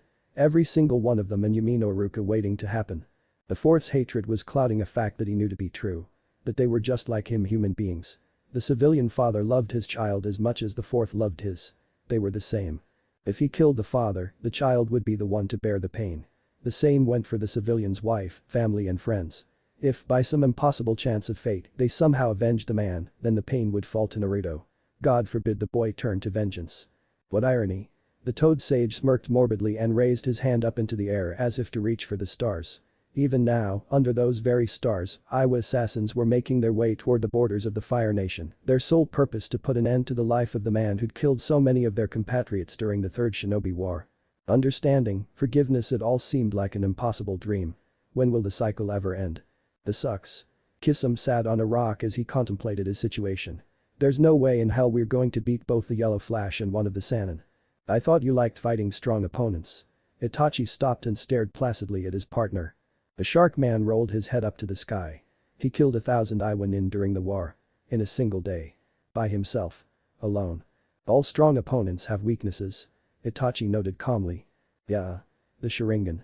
Kisum smirked. Use the Sharingan. Steal every jutsu and solve every problem. Knock out any opponent in 3 seconds. Look them in the eyes. Too easy. The shark man swung his sword half-heartedly through the air. Where the hell did your crow go anyway? The fourth put a seal on it. Itachi replied. Why didn't he tell me earlier? Kisum scowled. So what? You can't summon that thing anymore. No. Itachi looked on with half-lidded eyes. It's most likely the Flying Thunder God, his signature seal. Flying Thunder God, the shark man scoffed impatiently. What the hell does that even mean? I wasn't born in Konoha like you. Itachi continued staring down at his partner. Kisum's eyes remained in the clouds. I'll tell you later tonight. We need to move. The shark man sighed and stood up. You enjoy keeping me stupid, don't you? No. The Uchiha's voice betrayed no emotion. I do not. Which implies that you are keeping me stupid. Kisum frowned. I can't even tell if you're being sarcastic or not. Dad, wake up. Naruto poked his father in the stomach. Ignoring the urge to laugh, Minato rolled over away from his son and pretended to still be asleep. Now's my chance to get him back. Naruto grinned and moved his hands to his father's sides. Minato smiled, refusing to react to his son's touch. Slowly, with great control, he turned, muttering in a sleepy voice. You know I'm not ticklish, right? Naruto stopped.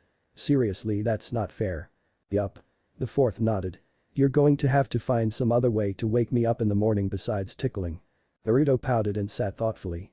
There's gotta be something. It worked. Minato grinned. He stood up. It's still early. Look, Jiraiya-sensei isn't even awake yet. Naruto snapped out of his thoughts. That's why I'm waking you up. We just gotta prank him. The fourth examined his mentor's sleeping form. What do you have in mind? Naruto beamed.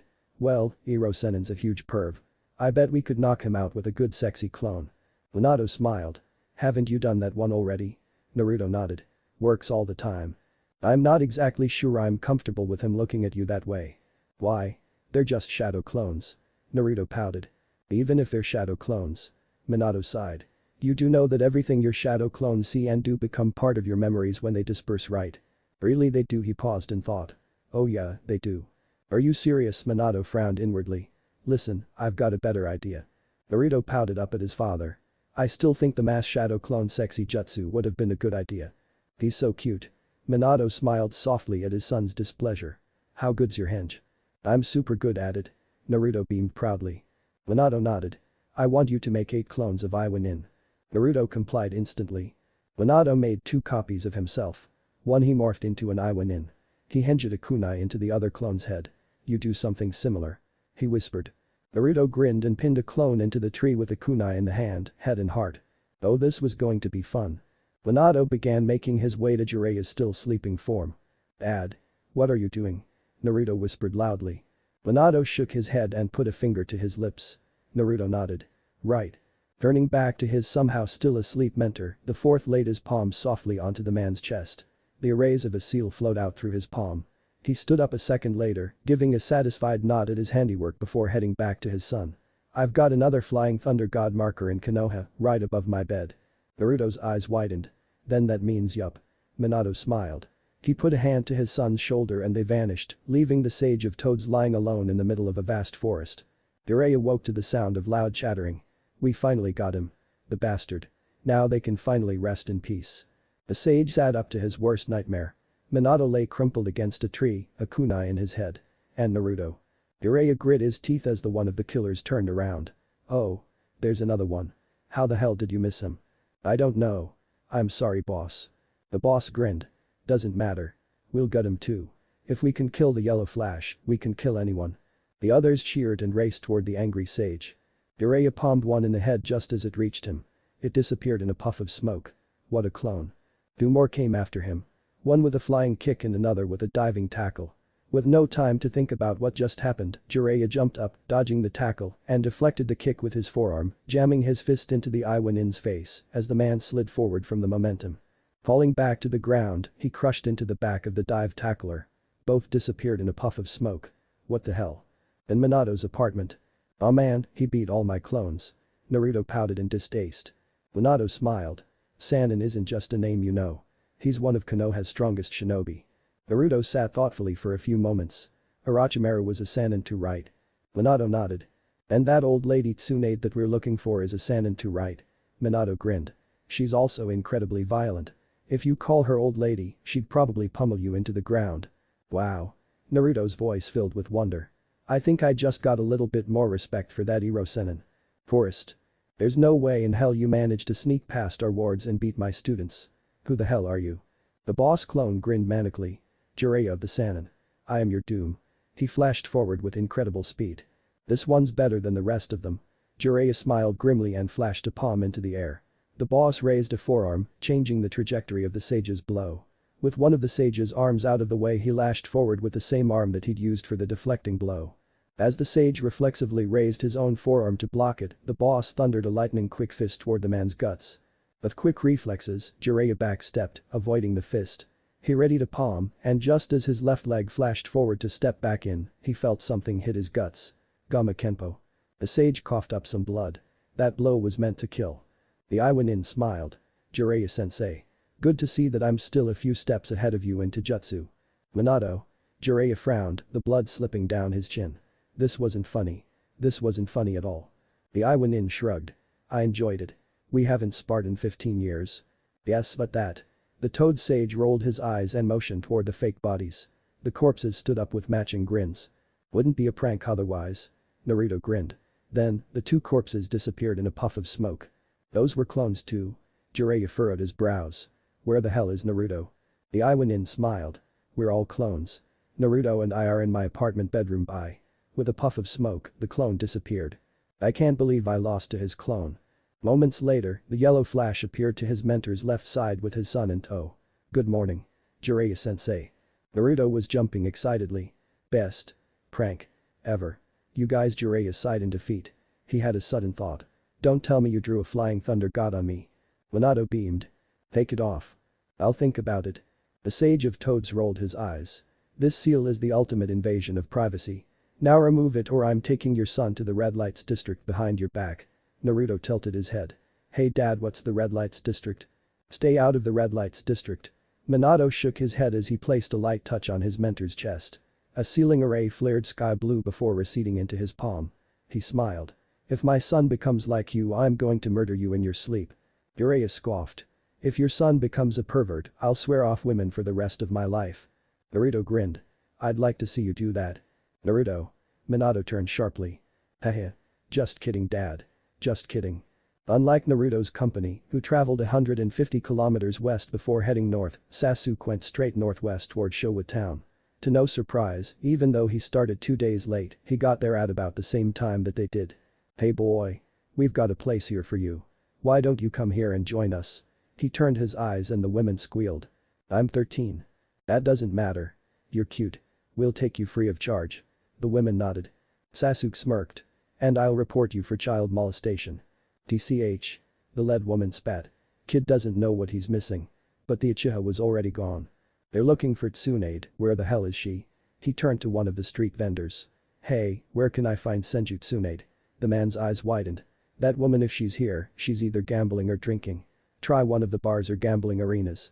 Without a word of thanks, the boy ran off. The vendor rolled his eyes. Young people these days. To Sasuke's surprise, Tsunade turned out in the first bar he walked into.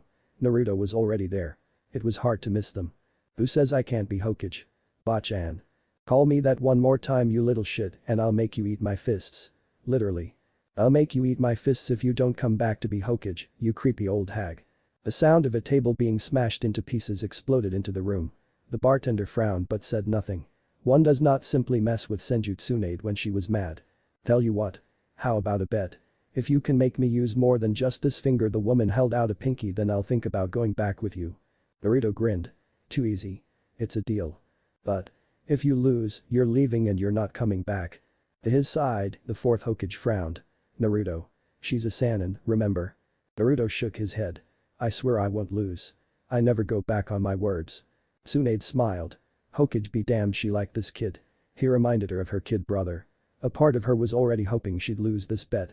Alright kid, meet me outside. I'm going to show you what it means to fight a Sannin. Naruto turned, his eyes widened in surprise. Sasuke, what the hell are you doing here? My brother, Uchiha Itachi. The Uchiha frowned. He's coming after you.